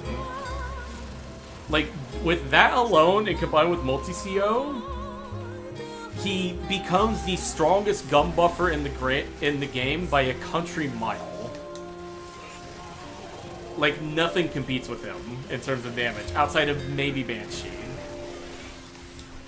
I've been solely playing Limbo the last couple days, and I'm still dying a lot. Well, the thing is, Crusader, you have to play him like this. Always be in the Rift, basically. And here's the other thing. I can cast Cataclysm at a distance, like this. Yeah, right, like that. And then fire into it, like this. Because they're under the Rift now, because of it. When you think of the Rift as the way I do it, which is like a yes or no kind of situation, his entire kit begins to open up. Because what you definitely don't want to do is think his bubble is the Rift. When in reality, the Cataclysm is just another way of getting enemies into his Rift. Because his Rift is everywhere. And when you think of his kit like that, his entire game plan starts to open up. How do you do it at a distance? It's not figured out yet. Figured. Like I said, a Cataclysm can spawn at a distance like that. Because the thing is, Cataclysm, it's like a giant rift projectile. Like, it is quite literally a projectile that aims on your reticle. And when you start getting the habit, especially of using his third ability with his 1, you will start to see why I consider him miles above Frost in terms of crowd control and damage. Because he just has so freaking much once his kit clicks. It just takes practice, is all. Thoughts on Zephyr? Easily one of the best frames in the game. Still amazed that the meta players have not caught on to her yet, because she would be perfect for it. She's the best for slams, she's the best for damage, she's the best for grouping. Like, she's got all that shit going on under the hood. Oh, it spawns where you're looking, I maybe... Yeah, no worries, Crusader. That is actually, funnily enough, don't worry about it, you're not the only one. A lot of people think that his Cataclysm spawns on him, believe it or not. But it's basically a giant rift projectile. And if you... And, like, even just playing it like that, it's what I like to call the Riot Bubble build. He can work perfectly fine just like that if you want to. Like, just having a lower range build with maybe a bit of Earth Torrent thrown in there if you want to. You don't have to use the 3. But just his 2 and 4 together already makes him good. Like, those 2 alone, especially with the fact that you can spawn at range, makes him good. It's his 1 and 3, and especially the 3 with the augment, that turns him into a monster. Like, people should be afraid of this guy when he shows up. I just hate the slide or the dodge roll. That's fair. I tried Limbo, but it didn't click with me. Oh, still be a Zaku simp. It's okay, Kiwi. And that's okay. Like, at least you tried Limbo for yourself. Like, if he doesn't click, that's perfectly fine.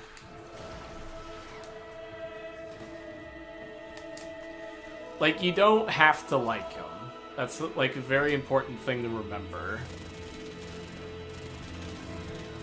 Because, I mean, we have multiple frames in this game for a reason.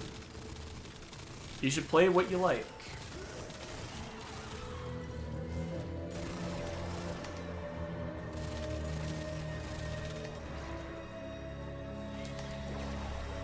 I like to play Zephyr with negative power, high range, and duration. Oh yeah, Bean, she's amazing for that. Because her 4 does not scale with strength at all. It only scales with your weapon damage. Which a lot of people also don't realize, which is really funny. She only, similar to Limbo, she only needs power strength if you're using her augments. Can you explain how spreading the rift status works? So, Soy. The way the rift works is that the rift is quite literally everywhere in the game. It's just that enemies cannot be affected by it until Limbo starts using his powers. So his first ability, which is Banish. Let me find an enemy. So here's Banish. His first ability puts enemies in the rift, so now they're under the rift, basically, like in the rift. Holding Banish. Oh, they're dead. But holding Banish will then remove those enemies from the rift, allowing you to bring them in and out at will. It's his 3 where people get his kit very mixed up on it, because they think it's only useful with the augments. But the way his 3 works is that it's simultaneously a rift spreader while also being a rift anchor. Basically what it does is that when enemies... Oh. Let me do that. What it does is that while enemies are in the rift under the 3, they will have a swirl of energy on them. And this energy makes it so that when an enemy leaves the rift at any point, it will not only pull the enemy back into the rift, like keep them back in when the timer runs out, or if they leave via Banish or leaving Cataclysm, but it will also do an AoE explosion of Banish that will bring in nearby enemies around you. And if you use his 1 and 3 together, you can basically spread the rift like you would Saren's spores. Oh. Thank you. Effectively allowing you to spread the rift throughout the entire map and lock it down completely, where the enemies cannot hurt you, but you can certainly hurt them. Wait, if abilities go through the rift, one Thermal Sunder, it is pretty good, Kiwi. I've had a Thermal Sunder Limbo build in the past before. I used to use it a lot back when I first started playing him. I would assume his 4, because you don't need his 4 to do what he does. The 1 through 3 is more than enough on his kit. And just basically use 1 through 3 and just clap with Thermal Sunder to spread status procs and stuff. It's pretty decent. Not amazing, but it works. Could you perchance show some Limbo builds? The Limbo Bible doesn't have any, and I'm feeling... yeah, I could show a little bit, Crusader. The way... There are builds in the Limbo Bible, I just don't visibly show them. I give you the recommended stats and mods to use, because I try to get people to think. Like, these are the stats I'm using, and then you're thinking to yourself, okay, what mods go with those stats, kind of thing, right? But I'd be okay with showing it once on stream. I don't mind it too much.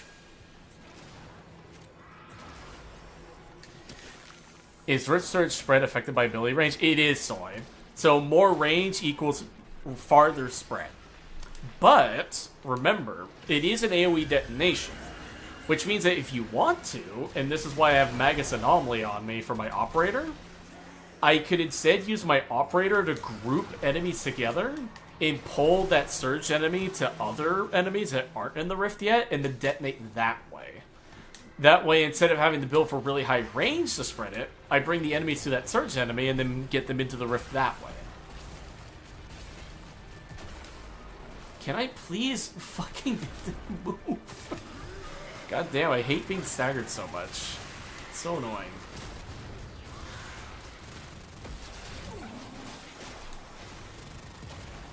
Him at high range and 300% pubs. The problem with building for 200% range Crusader, and I talked about this in the Limbo Bible a little bit, is that you get what's called a surge block when that happens. And not to gloat, it's a term coined by me. But basically what happens is that Limbo's 3 is affected by range, and that 25 meters that's on the description is the application radius. And basically, the application radius scales with range, but so does the explosion range. Which means that sometimes what can happen is that an enemy on the far side of the map, because you're spreading the rift so much, can get stuck there. And because you're not walking over there to kill them or anything, you keep detonating and reactivating Rift Surge over and over and over again. Which can lead to you basically causing enemies to pile up on the edge of the map. Which is what I like to call a surge block. And because of that, it slows down enemy density to a point where it's just not worth going for that high range, because that happens so frequently when you get into 190% to 200% range. Which is why I typically recommend staying around 130 to 145%, because if you could bring in a grouping tool like Magus Anomaly as well, or even subsume one on over Limbo's 4, you could instead use the grouping tool to bring surge and non-surge enemies together and just banish them that way with the 1 through 3. I got it. Hell yeah, Steve. Oh.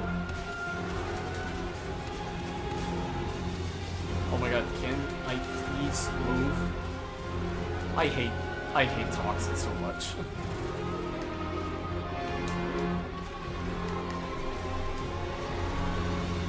I use Nautilus for grouping. That's a good choice. I tried playing him at 130% at times, but Cataclysm closes too fast for my barely functional playstyle. No worries. Like I said, the Limbo is a frame where you just have to practice with him to get good. Like, he is entirely a skill-based Warframe. Like, all the mods do is just make him better at what he can already do. How do you work around nullifiers? The 1 through 3, Soy. I use the 1 through 3 of spreading the rift around to basically spread the rift around the nullifiers. And it works pretty decently. Worst case scenario, I equip something like Vazarin or Arcane Escapist, so that way I'll exit the rift for a short period to dispatch them real quick, and then just go back in.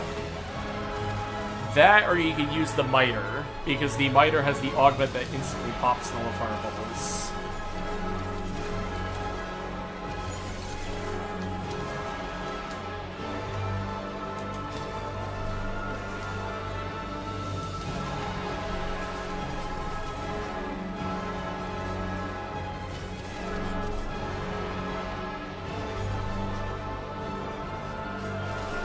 Like, I think after we're done with this mission, I'll show you guys how to play him a little bit.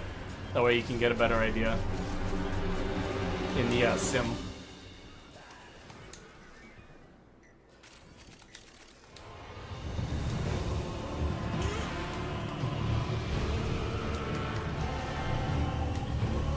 If Limbo is that good, why isn't it Limbo 2?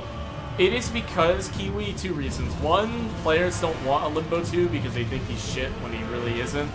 It's just misunderstanding. And second of all, DE already has to bend over backwards to keep this guy from breaking the game completely due to how he works. So, the reason why there's no Limbo 2 is because they just don't want to have to deal with another Limbo kind of thing. They do not want to deal with another Rift character. He's already really busted. Because I don't have a lot of energy, do you just stay in the Rift for a bit, or is it better to run something like Preparation? You could run Preparation if you want to, Crusader. You could also run the Yellow Shards for that too, because they have the Preparation effect. Generally, I just stay in the Rift whenever I start missions, and then the passive energy will typically give me enough to do my thing. Not all the time, but generally. It just depends on the build, really.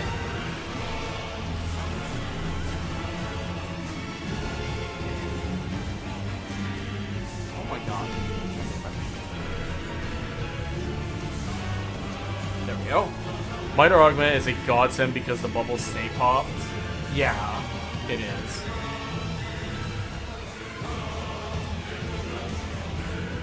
Zephyr is really good with blast weapons.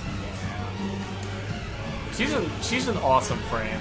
I'm still, like I said, I'm still amazed that more people in the meta have not gravitated towards her yet, because she is quite literally the perfect frame for the meta. Like, perfect frame. Yet nobody uses her. She is so underrated. Oh my god, come on. God damn it. Hate that so much. Ah, we got some Prey music. Hell yeah. Love this song. The solo... in lore, Soy, Limbo is unironically the strongest character the game has ever seen in lore. Just saying game, he's like... He's up there in game, but not there. He's not top dog, sadly. Research Equinox is very orgasmic. Zephyr is only really used for funnel cloud slamming these days.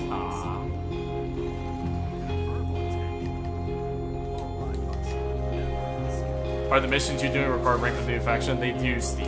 Yeah.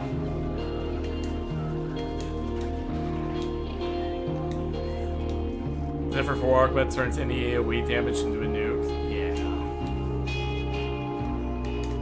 Zephyr's 4 is unironically really good. It's like the reason you play her.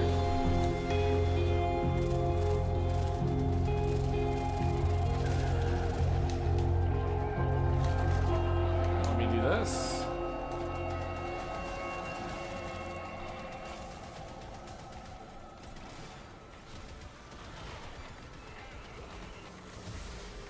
I shall banish myself to ESO. Again, also, lore-wise, Limbo canonically died because of math. Well, no, that's the thing that I think people forget, is that Limbo was so strong that he tore himself apart by mistake. Let that sink in. The dude was so strong that his own powers killed him.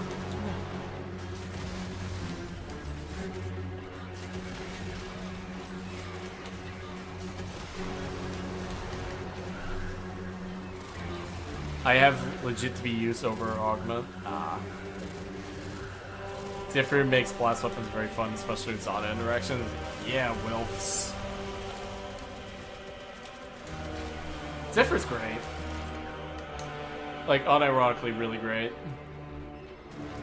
Do you think it's also a good idea to have a low range build for defense, or would 130% should be fine? More than enough. You actually want to invest more into range if you do that. Or not range, duration. Like, at minimum, you want about 200% or more for that sort of thing. And then for the range, you could mod for below 100%, like 94% would be enough, too.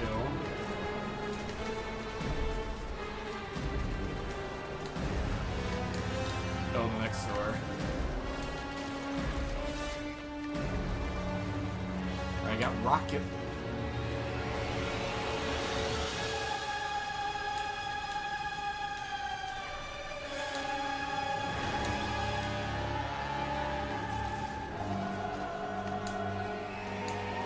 That one is...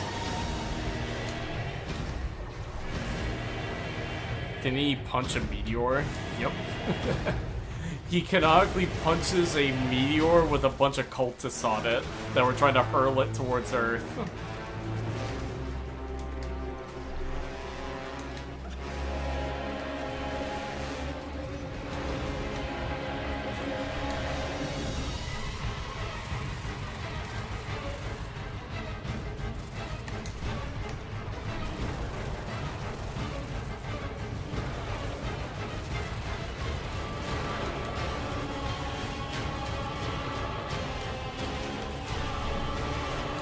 I'm gonna do this. Please don't kill me.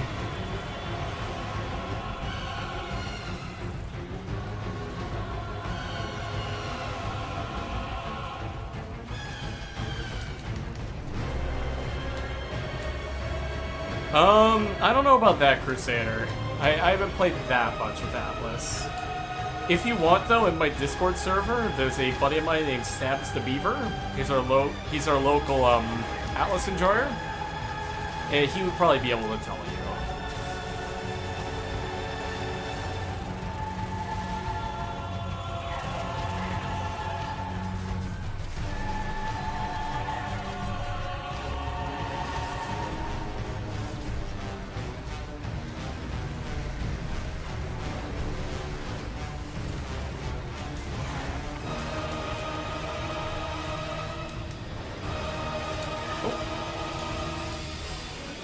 Like the fact alone might make me cop him. I don't see him used much either. Ah, nice. Join the Atlas gang. Alright, can I hit these guys? I cannot. Okay. I can hit the bubble.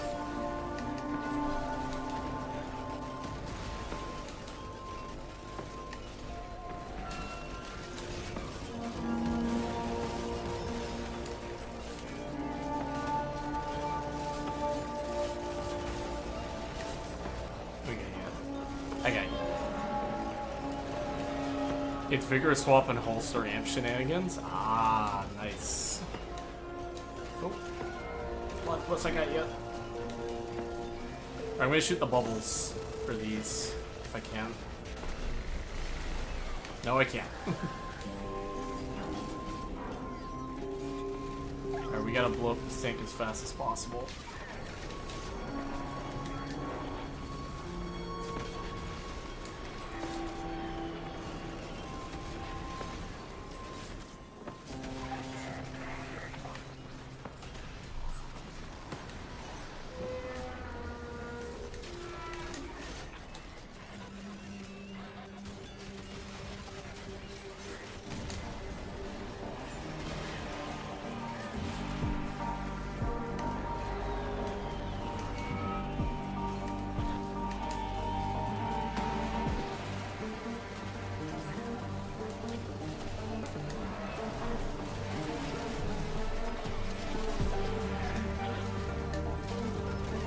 No, I can't. I couldn't get out of the animation.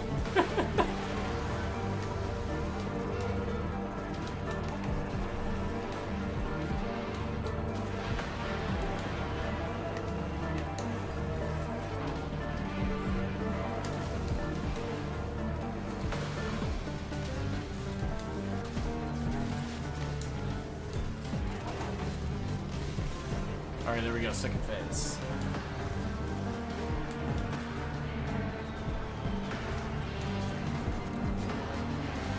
About the Cataclysmic Continuum augment. That one's a weird one. Like, the problem with Cataclysmic Continuum is that the duration only works when you get a kill inside the Cataclysm. So if you have a way of grouping enemies into it, it can actually be pretty decent to upkeep the duration. Like, you know that Riot Bubble playstyle I was telling you about, right? Where you place Cataclysm at a distance and shoot into it? If you have a grouping tool as well that can bring them in there, it's actually amazing for that. But otherwise, no. Avoid it like the plague. It is not that great of an augment otherwise. Like, if you could get duration from kills outside Cataclysm 2, it would be an S tier augment.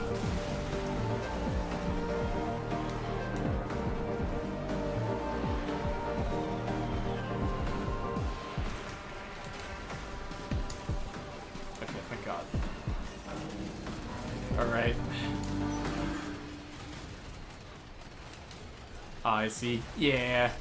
It's just unfortunate, because, like, the thing is, the functionality of the augment is actually kind of desirable. It's just that the fact that it's an augment makes it undesirable.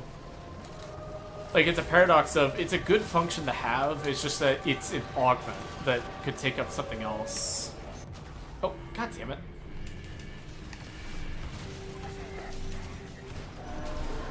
Oh no, oh no, oh no, oh no, oh no.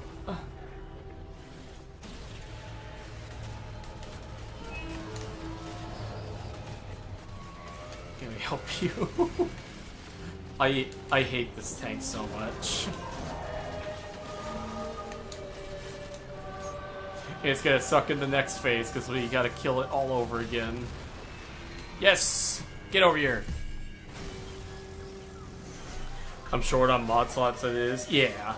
Like, if you have a random mod slot that you can fill up with something, it's not bad to have there if the build works. Who was your main before Limbo, or was he always your main? I kind of considered myself for the longest time sort of actually being a Zaku main. But now I wish I never touched that frame, because now whenever I do, I feel like falling asleep. Unironically.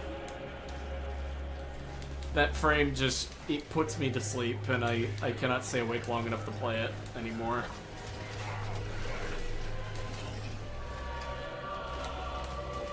What the? Let me pick up the damn rocket launcher. Okay, at least this one is somewhat easier now.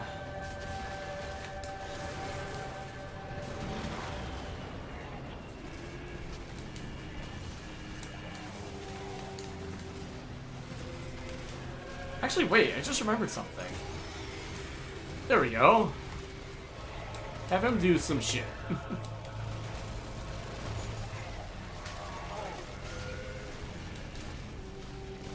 Do you mean sleep like brain dead? No, soy. Like, unironically, I would be playing sometimes, black out, and then wake up 2 to 3 hours later wondering where I was. Like, that frame actually puts me to sleep.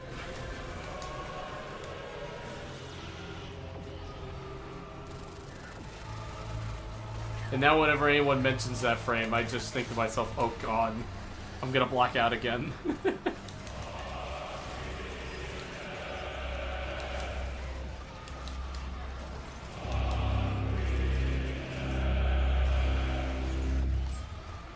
I will not tolerate Zaku slander. I'm sorry, Kiwi, I'm sorry. It's just how I am.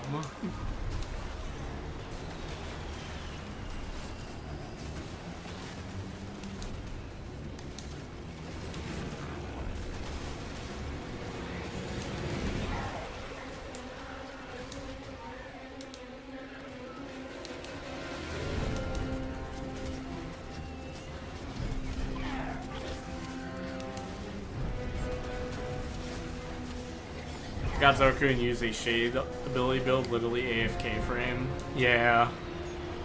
Too unsynergistic because Zaku doesn't affect the guns. If I did Zaku might be peak as there is no point in enabling. Ah.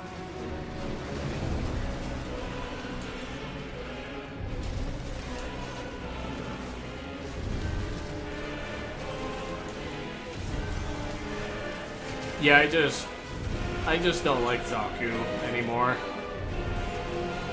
It may sound old manish of me to say, but they unironically help me with nap time.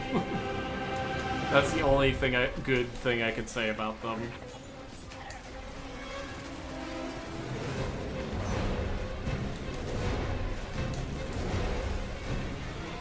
God, it's chaotic.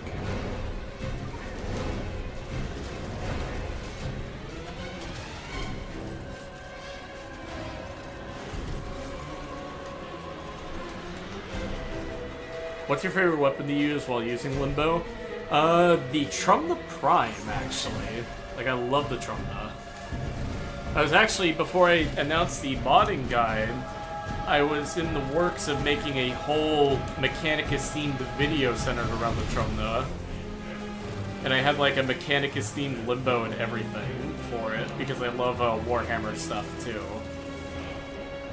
It's just that now I'm working on this because I just feel like the modding guide is more important.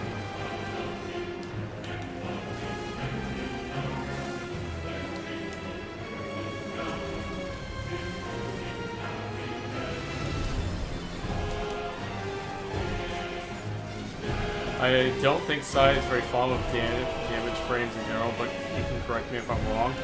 It depends, Cirrus. I like damage frames if they have like a unique gimmick to them, or you have to work for their damage. I just don't like damage frames that give you the damage and hand it over on a silver platter. It's just very boring that way.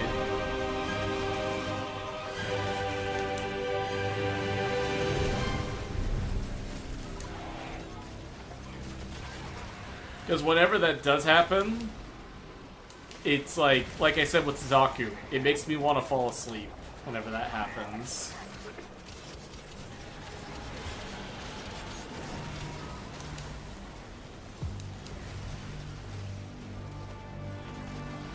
Oh shit.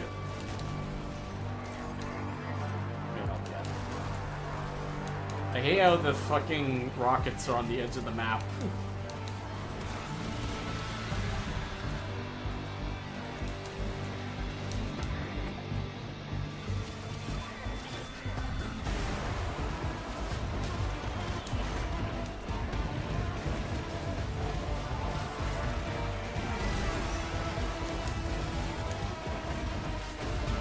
There we go! Haha!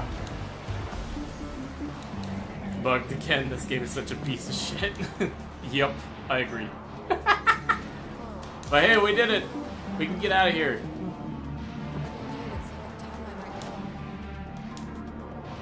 Very nice. GG's, y'all. GG's.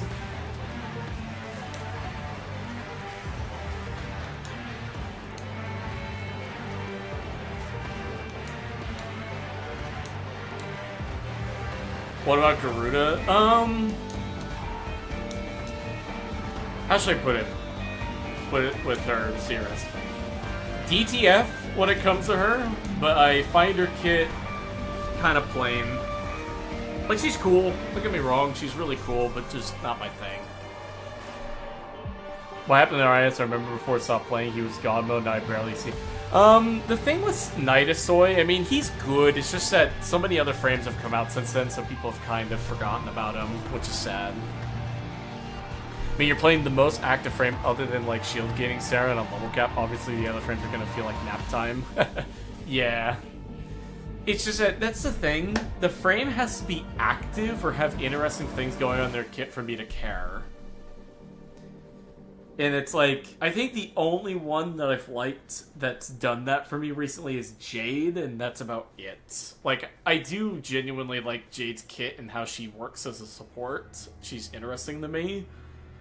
But it's also like here's the thing. Like, when it comes to Limbo, right, the only reason I don't play any other frame other than him is, A, he's really good, I know him really well, and most importantly, show us the build, Hat Man. Alright, give me a second so I need to school you a little bit. Also, thank you, Platypus and Stance. Thank you for letting me help you guys get through the mission. Warframe is a version of hard. Here's some weapon you don't like to deal with it because we're too bad at development to make a hard part of the game. Yeah, kind of, Stance. That's true. Try using no helmet gyre then. I've used no helmet gyre before, Kiwi. I prefer without helmets. Like, here's the other thing too. I am a avid helmet hater. Like, I genuinely don't like the helmet system that much. Mainly because I hate how people hate how people use it as a justification that say a frame's good. Like, pre-Abyss of the Goth Gyre, I will say, in my opinion, was one of the worst Warframes in the game. Because she couldn't fucking shield gate or armor strip for shit. But then that kinda got fixed with Abyss of the Goth because of the companions being able to armor strip for you. So there was an option, finally. Same. Tobias Smith says, did at least 12 infested liches, not sure if they aren't randomizing, not sure. They should be, Smith. They're supposed to be.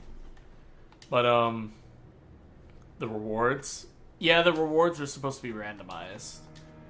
Okay, really quickly, let me switch to a base range build without anything else on it. Not that one. Not that one. Not that one. Alright, we're gonna just remove all the mods from this. Remove all that, remove all the arcades. So I can school you all a little bit on how the kit works a little bit. Because, like, before I say anything, don't forget Zelda's in Eclipse and Wrathful. Ah, true. Helmet, aka put nourish on everything, for real. I like helmets, but after using it for a while, I start to miss that useless ability I removed. Well, it's more so, like, there are some genuinely bad abilities in some characters' kits, like, I'll admit that. But my problem with the helmet system is, well, A, it's used as a justification by players to say a frame's good when it's not, because you're quite literally taking a frame that you have to go out of your way to farm just to make this other character work, which is why I hated people saying Gyre was good for the longest time. And second, and this is a big one, it allows DE to be somewhat lazy when it comes to their kit design and create a ability that you can just genuinely remove and not have to worry about anything, which is absolutely what I don't want them to do, because I want good characters to play. Like, the only reason I keep playing this fucking character is A, because I love him, and because there's no other character that does anything for the game the way he does. Like, I got no reason to play anything else because nothing else piques my interest because of how awful some of the kits are. It didn't mean to crash out right there with that. Like, that's just genuinely how I feel when it comes to a lot of the Warframe kits. I feel like if you need helmet on a frame, it's a sign of the frame not fully being functional / good at using its kit. Not sure how to word it. Yeah, Soy. That's why I hated Gyre for the longest time. I think helmets is just lazy balancing. Instead of reworking frames, they just use abilities from good frames to make them work. Yeah. I mean, there have been some good reworks. I mean, the Caliban rework in particular was amazing. There's no frame people hate you for other than Limbo, that's true. I like helmets for the fact you can give any frame in the game a buff to multiple CO weapons and dot builds. True. Character development hasn't been a really thing since 2020. Yeah. Build variety should interest you. It should, Smith, and that's why I try to. It's just that the problem is, at least for most other frames, outside of a select few that I do like, there's just no reason for me to play them, because I can just look at the character immediately and be like, oh yeah, that's how you build them. That's how you do it. You just slap strength on, and then be on your way. You don't do anything else. Have Warframe's man's Florida stream? No idea, G. No idea. Might do that when I do a face reveal or something at some point, like do some IRL content. But okay, so all the mods are gone. And then what we're going to do is show how the kit works, and then we're going to work from there, and I will give you a build by the end of it. Helmets is a bit of a chore and not impressed by it at all. Yeah, neither am I. Oh yeah, don't mind also the 5 casting speed charts. Don't mind the 5 casting speeds. No hate towards anyone who enjoys this mindset, but it's not really my thing, just going for the most amount of damage and fastest. For me, I like to make niche things.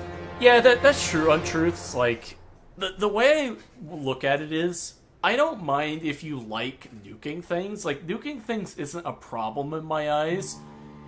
It's when you decide to look at the game only from that mindset and try to think of, it can only be this, otherwise it's not worth it, that I think you start to have a problem. And that's hopefully what my modding guide that I'm working on will help fix and clear up. But I think people forget that Warframe isn't a question of how easy it is, or, oh my god, I need to reword it. Warframe is not a question of doing the most damage to me, it's how can you make it the most comfortable to play while keeping it the most interesting to you. Because if you can't do that, then you're just gonna leave the game, not only leave the game, but not be interested in trying to explore other things. Never expected to get a one-on-one from the Mad Hatter himself. I don't think I've ever thought about KPM over the many years of playing this game. Must be like OG and Saren days. That's fair, Cirrus. I enjoy making really shitty weapons / frames good. Yes, Stance, and that's why I like playing this game. I like doing these kind of things and just experimenting. Alright, so we have Banish, Stasis, Rift Surge, and Cataclysm. How do you use all these? Well, as we know, Banish puts enemies into the rift. It is a cone. While they're in the rift, I cannot hit them, but more importantly, let me banish the rest of these guys. Are they on the rift now? No, I missed one. There we go. Unpause the AI. They are unable to hit me. Oh, until that happens. Wow.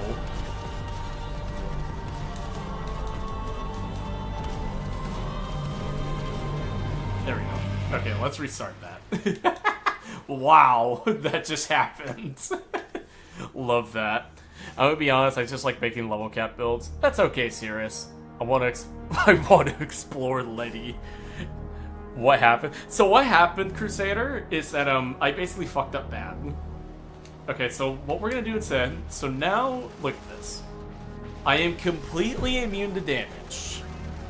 Completely immune. Because I am in the Rift Plane. They cannot hit me, but I also cannot hit them. So the way you need to look at Limbo's kit is, how do I get them to be in my dimension without having to worry about exiting and or getting killed by them? Now, one of the ways people think of is to just exit, and then that happens, and you try going back in. But if you remember how Cataclysm is, the bubble vanish, you can put it right there.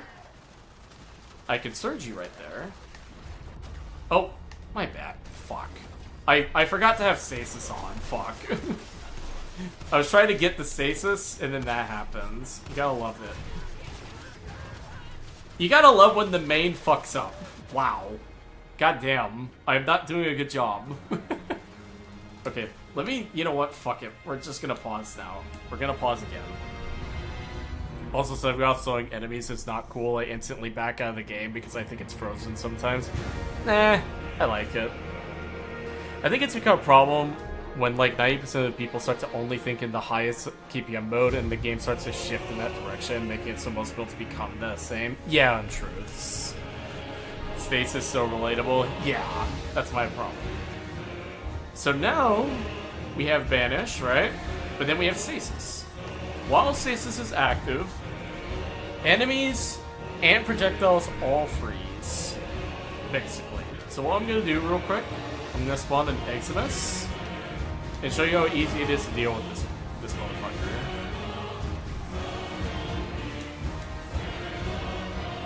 Unpause. Okay. Wait, what? Wow, I am consistently fucking up. Oh, it's these guys. Alright, now let's do this.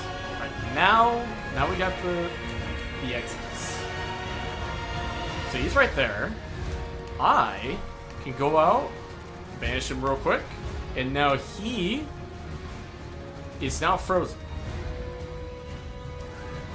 And then once I shoot him, like that, he is now frozen again. Stasis wore off. So now he is under my control. I can do what I want. In this case, I'm going to shoot him in the head and finish him. It's easy to do that way. So that's Banish and Surge. Let's freeze that again. I'm going to do Corrupted Heavy Guns. And now Rift Surge. Gonna freeze. So Rift Surge, the way it works is this. When enemies are in your radius, you can cast Surge on them. And what this does is that it'll make it so that when that Banish timer runs out right there, I'm gonna let it run out so you can see what happens. It will not only keep the enemy in the Rift again, but if we look over here, those enemies are now in the Rift as well. Jadelight Eximus making me feel like I'm PvPing against a wallband. That's where we'll look at the tools that I was telling you about. So I'm gonna let it run out like that again, right? But what we can do, I'm gonna drag these enemies with my Magus Anomaly. If I hold Banish here, it prematurely detonates the Surge, which means that so long as you have Banish on, you can completely control the detonations and how the Rift spreads, allowing you to effectively have complete control of the entire map this way, so long as you consistently spread it enough. And like I had said before with the Cataclysm stuff, I'm just gonna leave it like this. what I can do is cast Banish or Cataclysm right there. I could search it and shoot into it, right? But I could also close it, and they are still in the rift.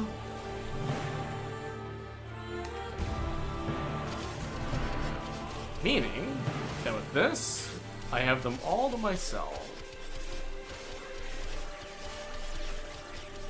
I don't have the base damage bonus from Rift Torrent, so just imagine them dying here. Okay, there we go. Now they're dying. Somewhat.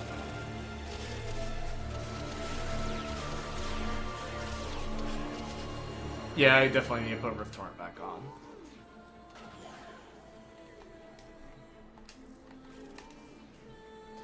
So, basically, Crusader, what you have to remember when it comes to this, let me actually, you know what? Let's do your exact example that you were talking about.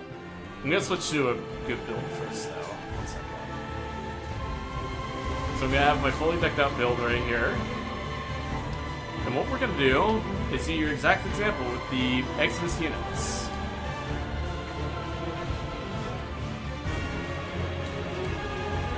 We do 8 of these guys, 12 of those guys. Unpause the AI. We have voicing into the real quick.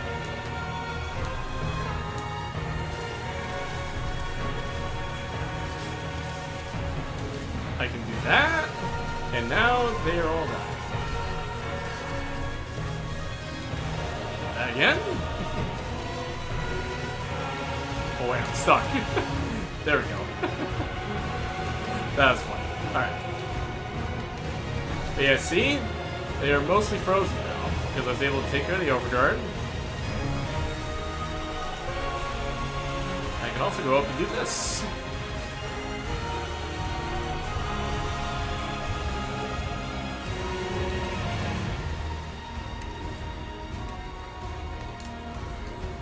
Yeah, it's just a matter of being able to remove the overguard fast enough, mostly.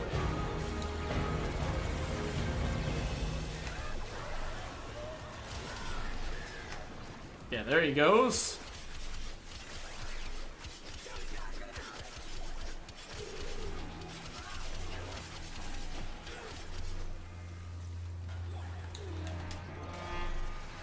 He's in the rift now, right there. And shoot in and deal with him. Like that. So kill them before they kill you?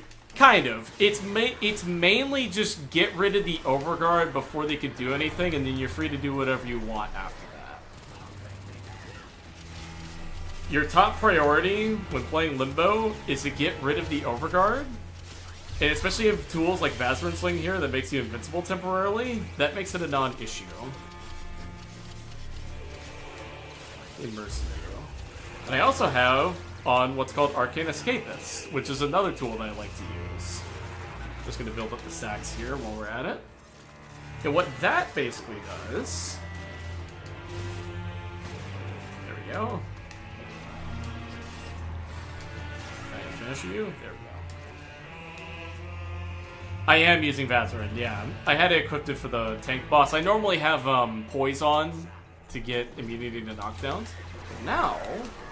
I can go in here, do this, and now I can freely swing it as much as I want, because when that escapist procs, it will basically keep me alive. See? I'm not dead yet. Get that finisher right there. Go in and keep doing this. Go in for another finisher. And I can just keep the escapist procs going. Because the Rift will protect me for most of it, but whenever the Exodus units arrive, and in this case I'm going to banish real quick. That. Yeah, Escapist will proc. There it is again. There we go. Very nice. They're on the Rift again. Very nice. Escapist proc again. It wouldn't be this extreme in this example, generally, because my weapons would be better kitted out. But yeah, this is what it would kind of look like with the right tools.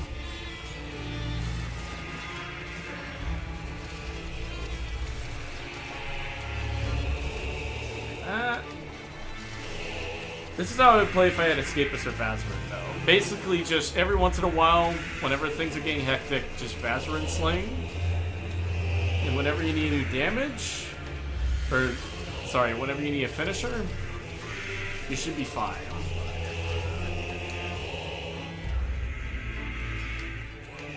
What do you like to use this for Beauregard? You could use Secondary Fortifier or just run magnetic damage. Doesn't matter.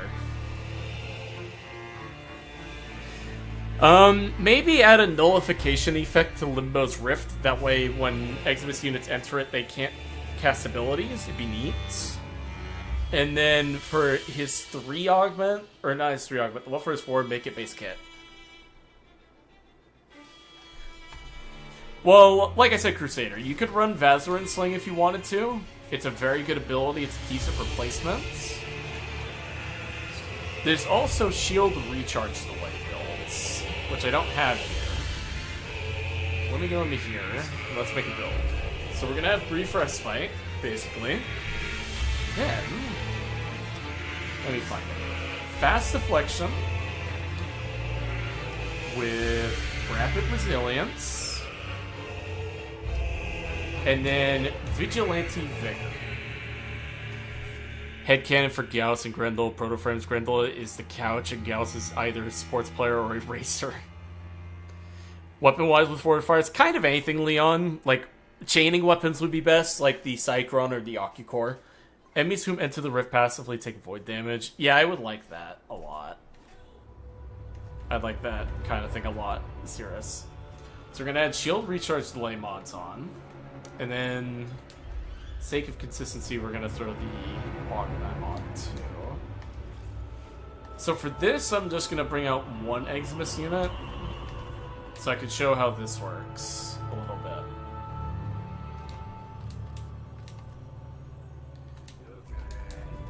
No, that's the wrong one. Nah, not that one either. That's not the one I'm thinking of. No, not that one. I guess this one works.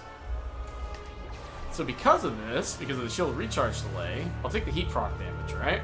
But my shields are also recharging pretty fast, so I don't have to worry about it. See? Immediately starts going up. So now, I can manage that distance, that, and then that. I can go up and mercy him if I want to. It's the lazy shield tank. Yeah, kind of, Leon, kind of. I would make it so that his forward doesn't shrink, but it would nerf the range a little.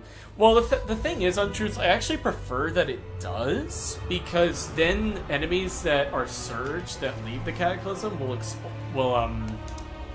get surged as well.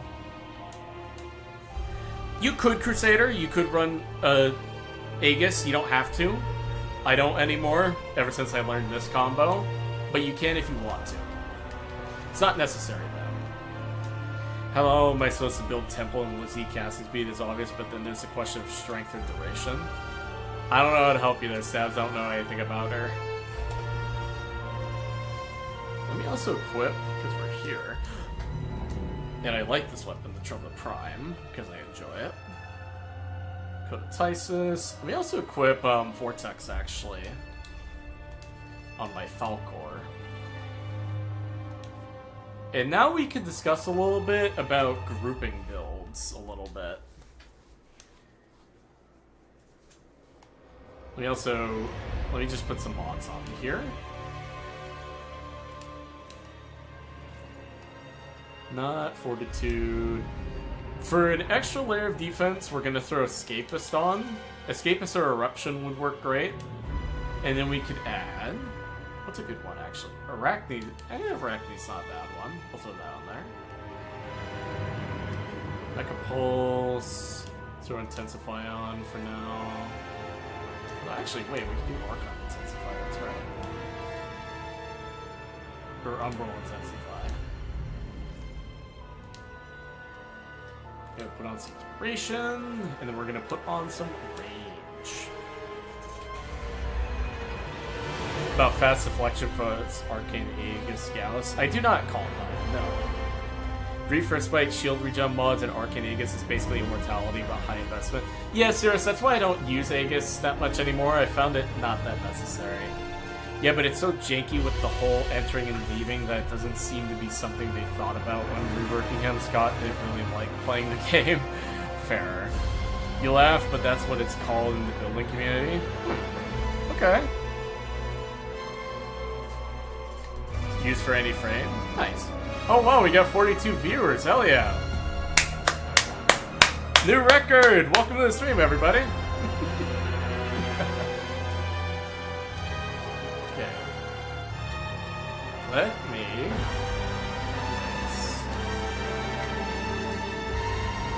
pause the stream. So this is what I like to call the grouping build. So what we're gonna do is have a Cataclysm right here. So how do we get those extra enemies into the Cataclysm? Simple. I'm gonna prime them up a little bit, like this. And then like that. Now they're bundled up, and I can do my thing right here. Just like that. One Aegis procs on Gauss, he's basically immortal. Ah, okay. Makes sense. Yeah, Arcane Aegis on Limbo is, like I said, not a bad choice. I just don't use it that much anymore. Mainly because I gotta get another Arcane Aegis, hilariously enough, because I sold mine forever ago. Gauss and Volt are 2 OP frames. Do not doubt that.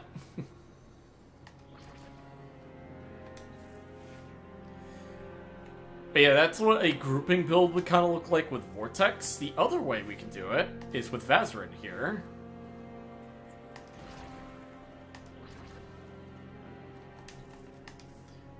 So bug. Like that. What we're gonna do is that we're gonna do the bundling up thing with Rift Surge that I was talking about. So we're gonna banish just this little guy, or those three right there. And then there's two ways we can do this. We can either use Magus Anomaly that I have right here. We're gonna start from the back. So it's gonna bundle them like that. Or we could use the Vazarin ability, the grouping one. This. We have to wait a few seconds though, because there's like a weird bug with it, with the vortex. But, freeze that up, let him do that, and then we can do that, and now they're all in the rift at once. And all you need is just a grouping tool, and you can do that. I mostly go Anomaly, because it's pretty good that way. But if you like Vazarin Vortex and stuff, it also works. So because of that, I can do this.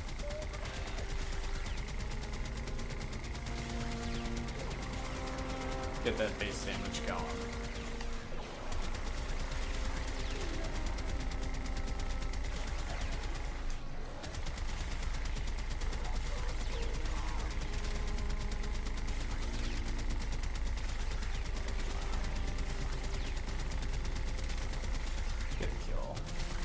There we go. Like that. And they're dead. Oh wow, might be worth a shot for the gimmick. You reckon I could use Proboscis there? Oh yeah, Crusader, you absolutely could. Let me actually get mine out. 1 second. It's a decent damage tool, and I don't believe it'll pull across Rift, but it could certainly be useful where, like, say you have a bunch of surged enemies all over the place, it can help bundle those enemies together.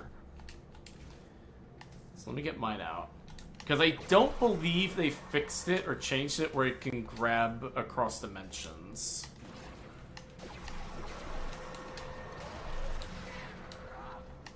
Oh, I need energy. Fuck.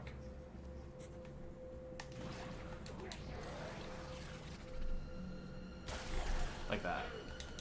Oh no, it does! Oh shit! Wait. Does it? Okay, no, it's just grabbing the surged enemies. But you can use this as a way to discern which enemies are in the rift or not, though. Which can be helpful. and then do that or something. The possibilities are endless with this guy. All that made him go all across the map. Grab that guy. Damn. Yeah. Well, yeah, in truth, you technically could. The problem I have with Nautilus personally, though, and this is why I personally prefer having, like, Magus Anomaly equipped, because it's basically the same as Nautilus, it has the same range and stuff, is that Nautilus, well, for one, operates on a cooldown, but two, and more importantly, it will only pull enemies in the direction that it wants to, rather than where I want it to go. So although Nautilus, like, not a bad choice for this sort of thing, I just don't recommend it because you don't really have enough control when you do that. Alright, let me equip some other weapons. What's some funny ones we can do? Oh yeah, miter things. We can do the miter. So when it comes to nullifiers, there are two ways that you can deal with them effectively.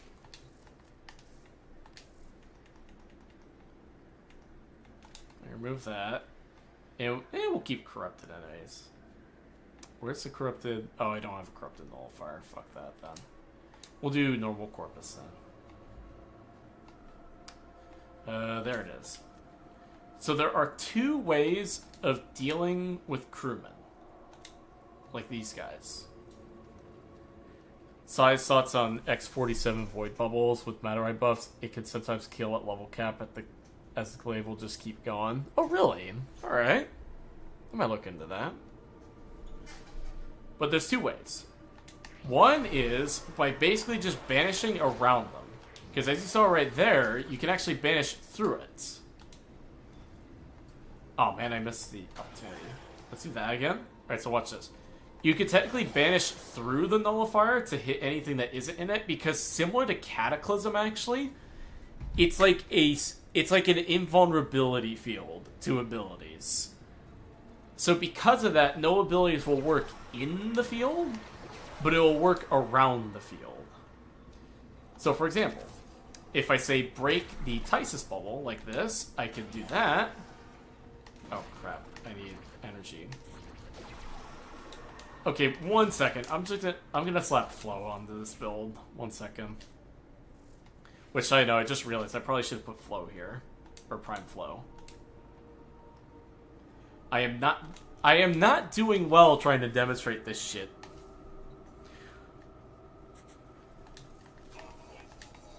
Yeah, let me finish this real quick and I'll look at the chat again. So we got this. So the nullifier's here, right? What we can do is basically banish any enemy that is not in the nullification field. And because of that, we can also do this real quick. Let me break it and I'll show you something else that's really neat. Because Surge is on them, when the nullifier does this, it will also do the banish for you, which is really neat. So it can actually be used in your favor somewhat, if you want to. That'd be one way. Basically just locking down any enemies that are around the nullifier, and then walk in and kill the nullifier.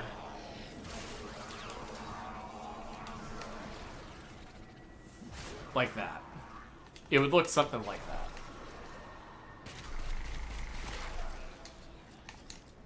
The other way, though, is with the Miter Augment that allows you to instantly pop nullifier bubbles. Or has 90% chance to pop them. Sorry. And what's even better is they can no longer spawn any bubbles. So because of this, if you're using the Miter, you can basically use the nullifier as a way to spread the rift around.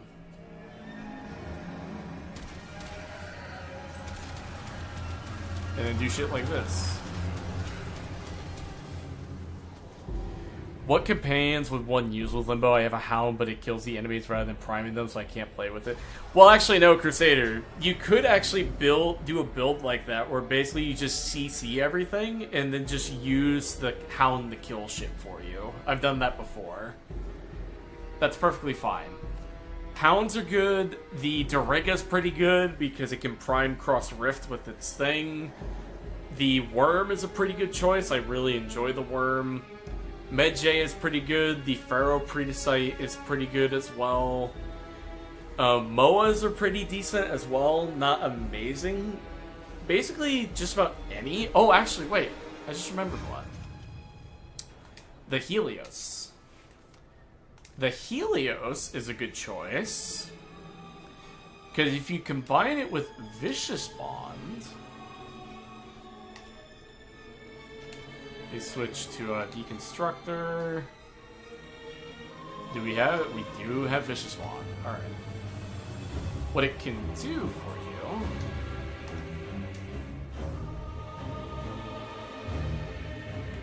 remove these guys. We're just gonna have... is that we can banish them, like this, and then we'll just let the saw blades armor strip for us. Like that. And now they're all armor stripped. Very, very fast.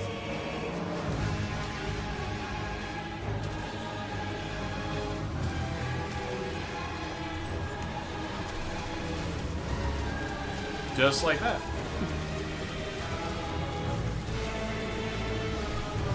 Would you like to see being in the rift as an actually shown status effect? I would, Leon. Very much so. Any drone plus contagion plus duplex plus hellstorm is pretty good. Yeah, Kiwi. That too. Basically, just about anything can work perfectly fine, especially because in the case of Limbo, because he sees seeing everything pretty well. It'll also make it so that most companions can survive for longer too, which is really nice.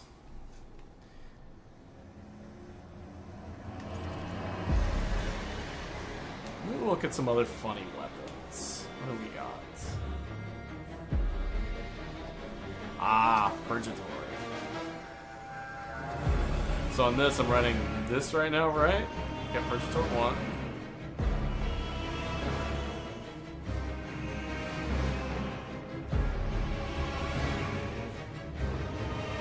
Ah, okay. I see. I can't. Oh. Oh, I can also look at that config once I leave here, because I didn't notice that earlier. My bad. I apologize. I'm sometimes too focused on things to realize that other things are going on.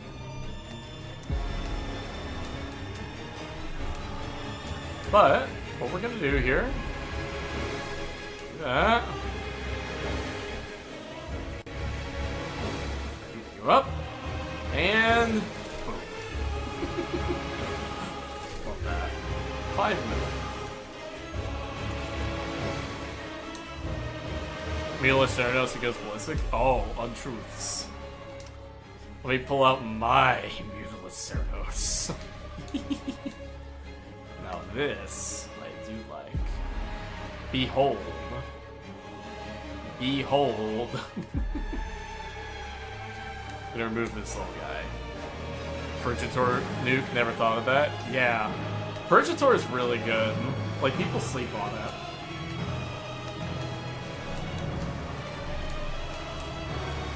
So what we're gonna do here, I'm all up.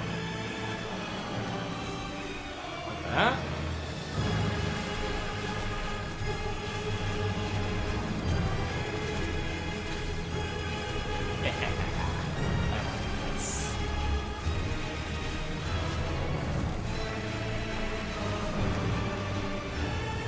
He's just dying. He's dead. Gas Cloud Vortex for Active Dark Dagger. I have not used that one. I might have to. Batacor got 11. Oh, let me show you mine.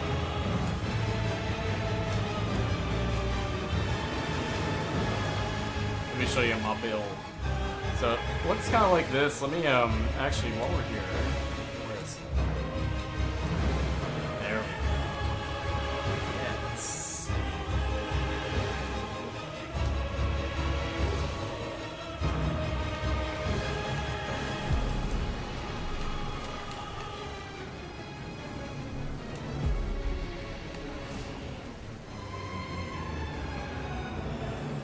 Gonna let him stop hopping.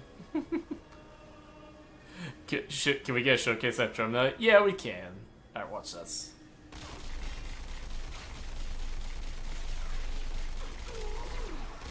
Alright, so CEO's going. There we go. Very nice.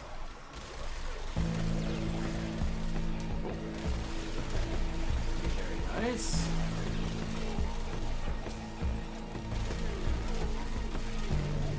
As long as I get the blast proc, it's good. Like that. This is my favorite Elden Ring theme. Oh, the, whatchamacallit? The one for Mitra, Lord of Frenzy Flame. Oh yeah, also, pretty close to a god roll.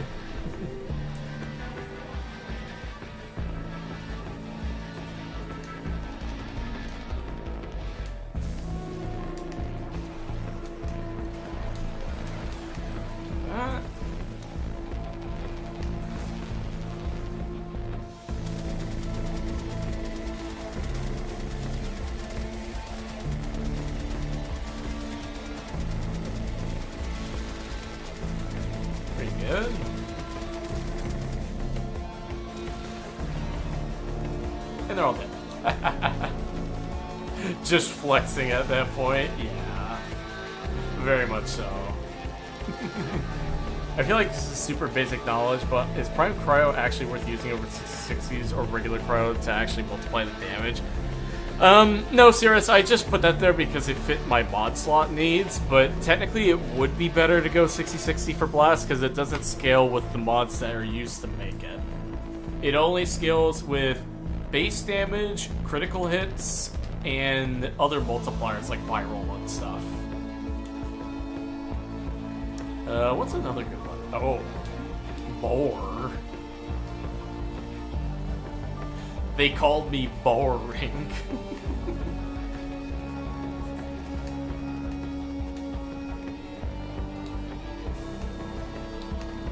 Can I join? I'm probably gonna be going to sleep pretty soon, Big Steve. I mean, it is like 11 p.m. my time. Besides, we've been streaming for 3 hours. So I'll probably do this a little bit more. Alright, here we go.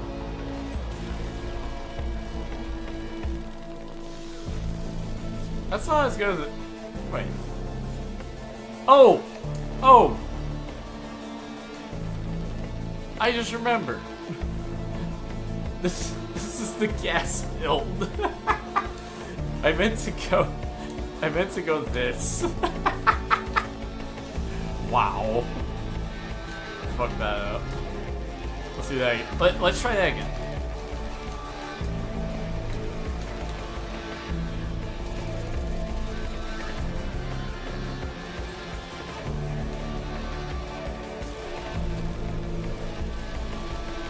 There we go, that's what it was.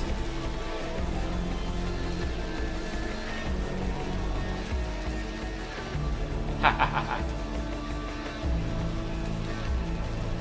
Only if you're laying in on cold damage, especially now that the elemental frame augments are multiplicative now. Ah, I see.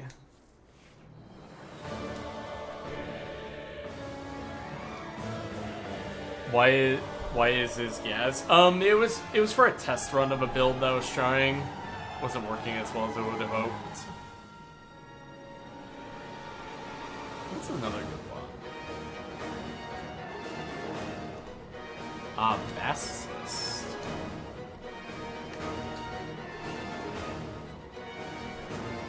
Alright, so we got this.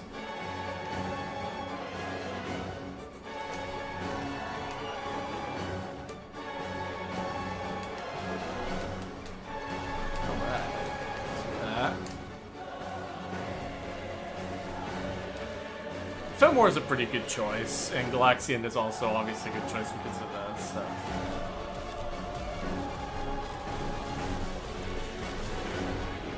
They're all dead. Except for that one. If I can do that.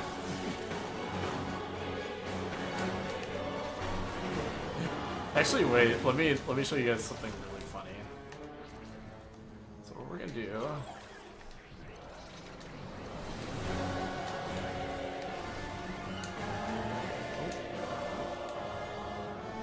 I'm gonna do it from up here.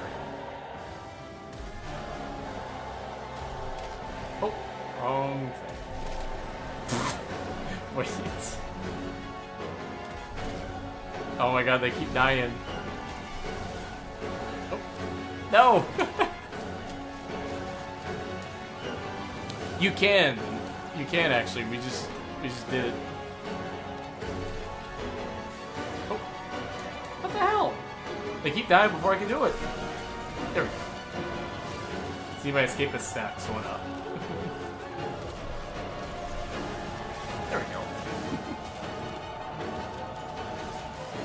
Ah, yeah.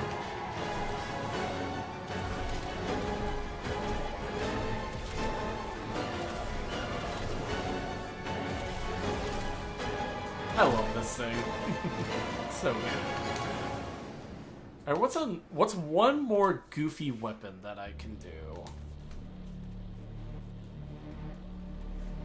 One more goofy weapon.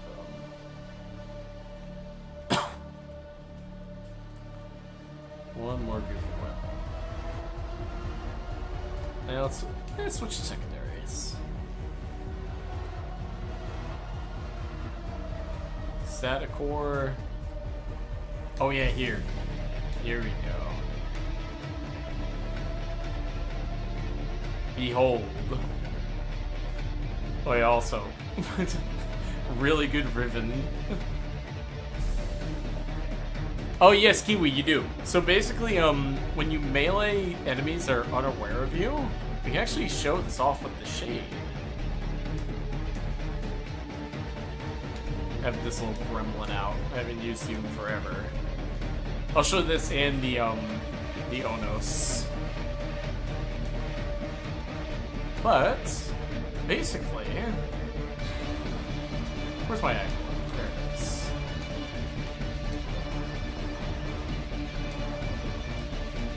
Basically, when you normally hit enemies like this, right? You get normal hits and everything, right? You guys did.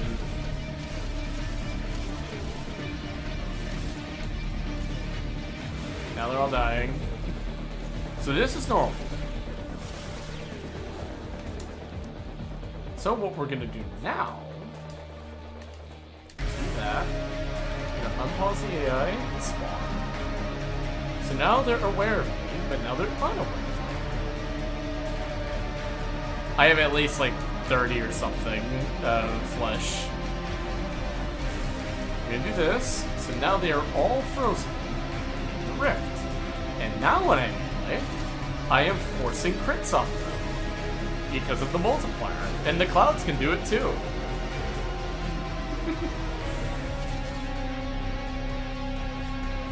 Just like that. So if you use Shade or the Hira's Kubro, and then stay stealth first, like this, and do this, you can get infinite yellow crits. And then that can happen.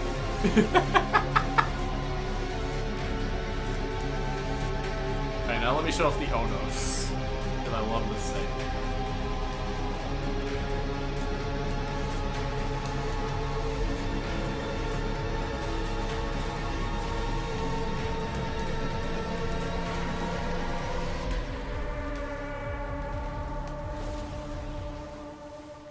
Alright, we're gonna do this.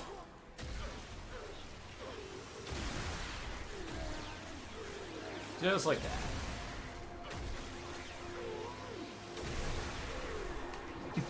$900,000 heat. Let's go. Oh, this is really good. Ooh, night wave. Credits. Oh yeah, Flesh. I remembered seeing that. I even made a video about the Onos in response to his, talking about why he's not an idiot, but I felt like he was very disingenuous in that video, personally. Like that, the Onos could easily rival most of the Incarnants pretty easily. It's my favorite of the Incarnants. How do you just play Limbo in pubs, love playing him solo, but feel intrusive? So, Willifs, first of all, like, try to keep your range at base or at max 130%. It helps out a lot because then it reduces your rift coverage. Because you don't want too much rift all over the place, basically. Oh.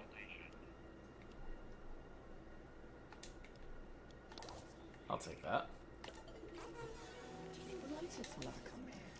Like, when you mod, and this is why I have this particular build I use as general use across all my playtime. This one right here, the Limbo build, is that I basically have just enough range to do my 1 through 3 with grouping. Crusader, I just showed you a build right here. You can't tell me I didn't. I said I'm going through his abilities and then showing you how he works so that you can learn how to mod him for yourself with this as like an example. Because that's the thing, Crusader, is that the build doesn't determine how good Limbo is, it's how well you can play him. Like, quite literally, if I wanted to, I could take off every single mod right here and go play him modless right now if I wanted to. Like, he's that good once his kit is good. Okay, fair enough. Yeah, don't worry, Crusader. I'm not trying to get mad at you or anything. It's just that it's like, I just tried showing you. Because, like, here's the thing. Like we were talking about earlier. I feel like people get too hung up on believing that mods determine how good a frame is, and that's why in the modding guide, I'm going to be going over like 6, maybe 7 different Warframes as like mini guides, and then showing how to mod them. Yeah, but a lot of the time, the build is how you learn about the frame. Yeah, Crusader, it's the exact opposite with Limbo. Like, you don't learn the frame by modding him. You have to get used to his playstyle to then know how to mod him. Because when you know his kit, you know the mods, basically. Which is why I go for these, generally. Like Rift Torrent, some Prime Flow in there, Rapid Resilience for the status reduction, because it's very helpful. Arcane Eruption is really funny. Augur mods, because why not? It's decent for shield gating purposes. Some duration. This build could get me the level cap right now if I felt like it. So long as I'm smart. Alright. Very good to see you. Would you recommend to play him modless with Riftar on for a while? I would actually say that's not a bad idea, Crusader. No mods, Limbo level cap 1. I've been planning that. I want to do it, I just haven't had the time. Because the problem is, the way I want to do it is by doing a survival mission, basically. He can theoretically do it, I just have to have the time and patience. But eventually, I'll do it. But yeah, Crusader, I would highly recommend just putting on Rift Torrent, going into a Grenier mission specifically, because that's the easiest faction to get used to his kit. And just play in those missions for a little bit before expanding. That's how I do it. I basically, not the modless part, but I started off easy with the Grenier, and I started adding in more factors. The Nullifiers, now the Ancient Protectors and stuff. Like, it's good to start with a baseline, and then work your way from there. You don't want to go into the thick of it, because otherwise you're going to have a bad time. Guess I'm doing level cap disruption for a couple days. You could technically do that, Crusader. I would recommend doing it as survival, personally. Heck, even the Tech Rod, actually, from the new update might actually be a good one to fight against, because they introduce enough factors to keep things interesting, but you don't have to worry about too much BS.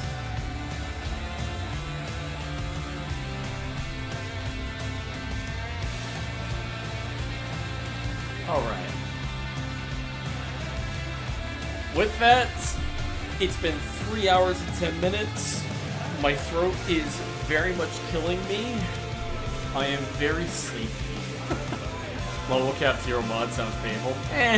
We'll see what happens at some point beyond. But, So news, when it comes to things, helped out people with ETA. That felt good. Actually felt like a challenge, which is nice. Had a lot of people help out and come by and ask for help, which is amazing. I love it. Limbo has good survivability, just would have to outsource damage to guns. Yeah, Stanton, that's how he works. He's a gun platform, so it's fine. And, yeah, I'm gonna try streaming a lot more, especially because, like, I'm not really working too much on videos right now outside of the script for the modding guide, which will hopefully... Oh, hey, Xena, I'm sorry, yeah. I've been streaming for 3 hours now. I need some rest. And, but yeah, thank you everyone for stopping by. A lot of new faces. Thank you for the talks and everything, especially you, Crusader. Thank you for asking for help and stuff. It was a pleasure meeting all of you, and gonna work on the new video, and probably gonna stream again probably tomorrow, most likely. That or in the next day or two. So anyway, guys, that's been me, Sci-Fi, and I will see you all next time. Have an amazing night.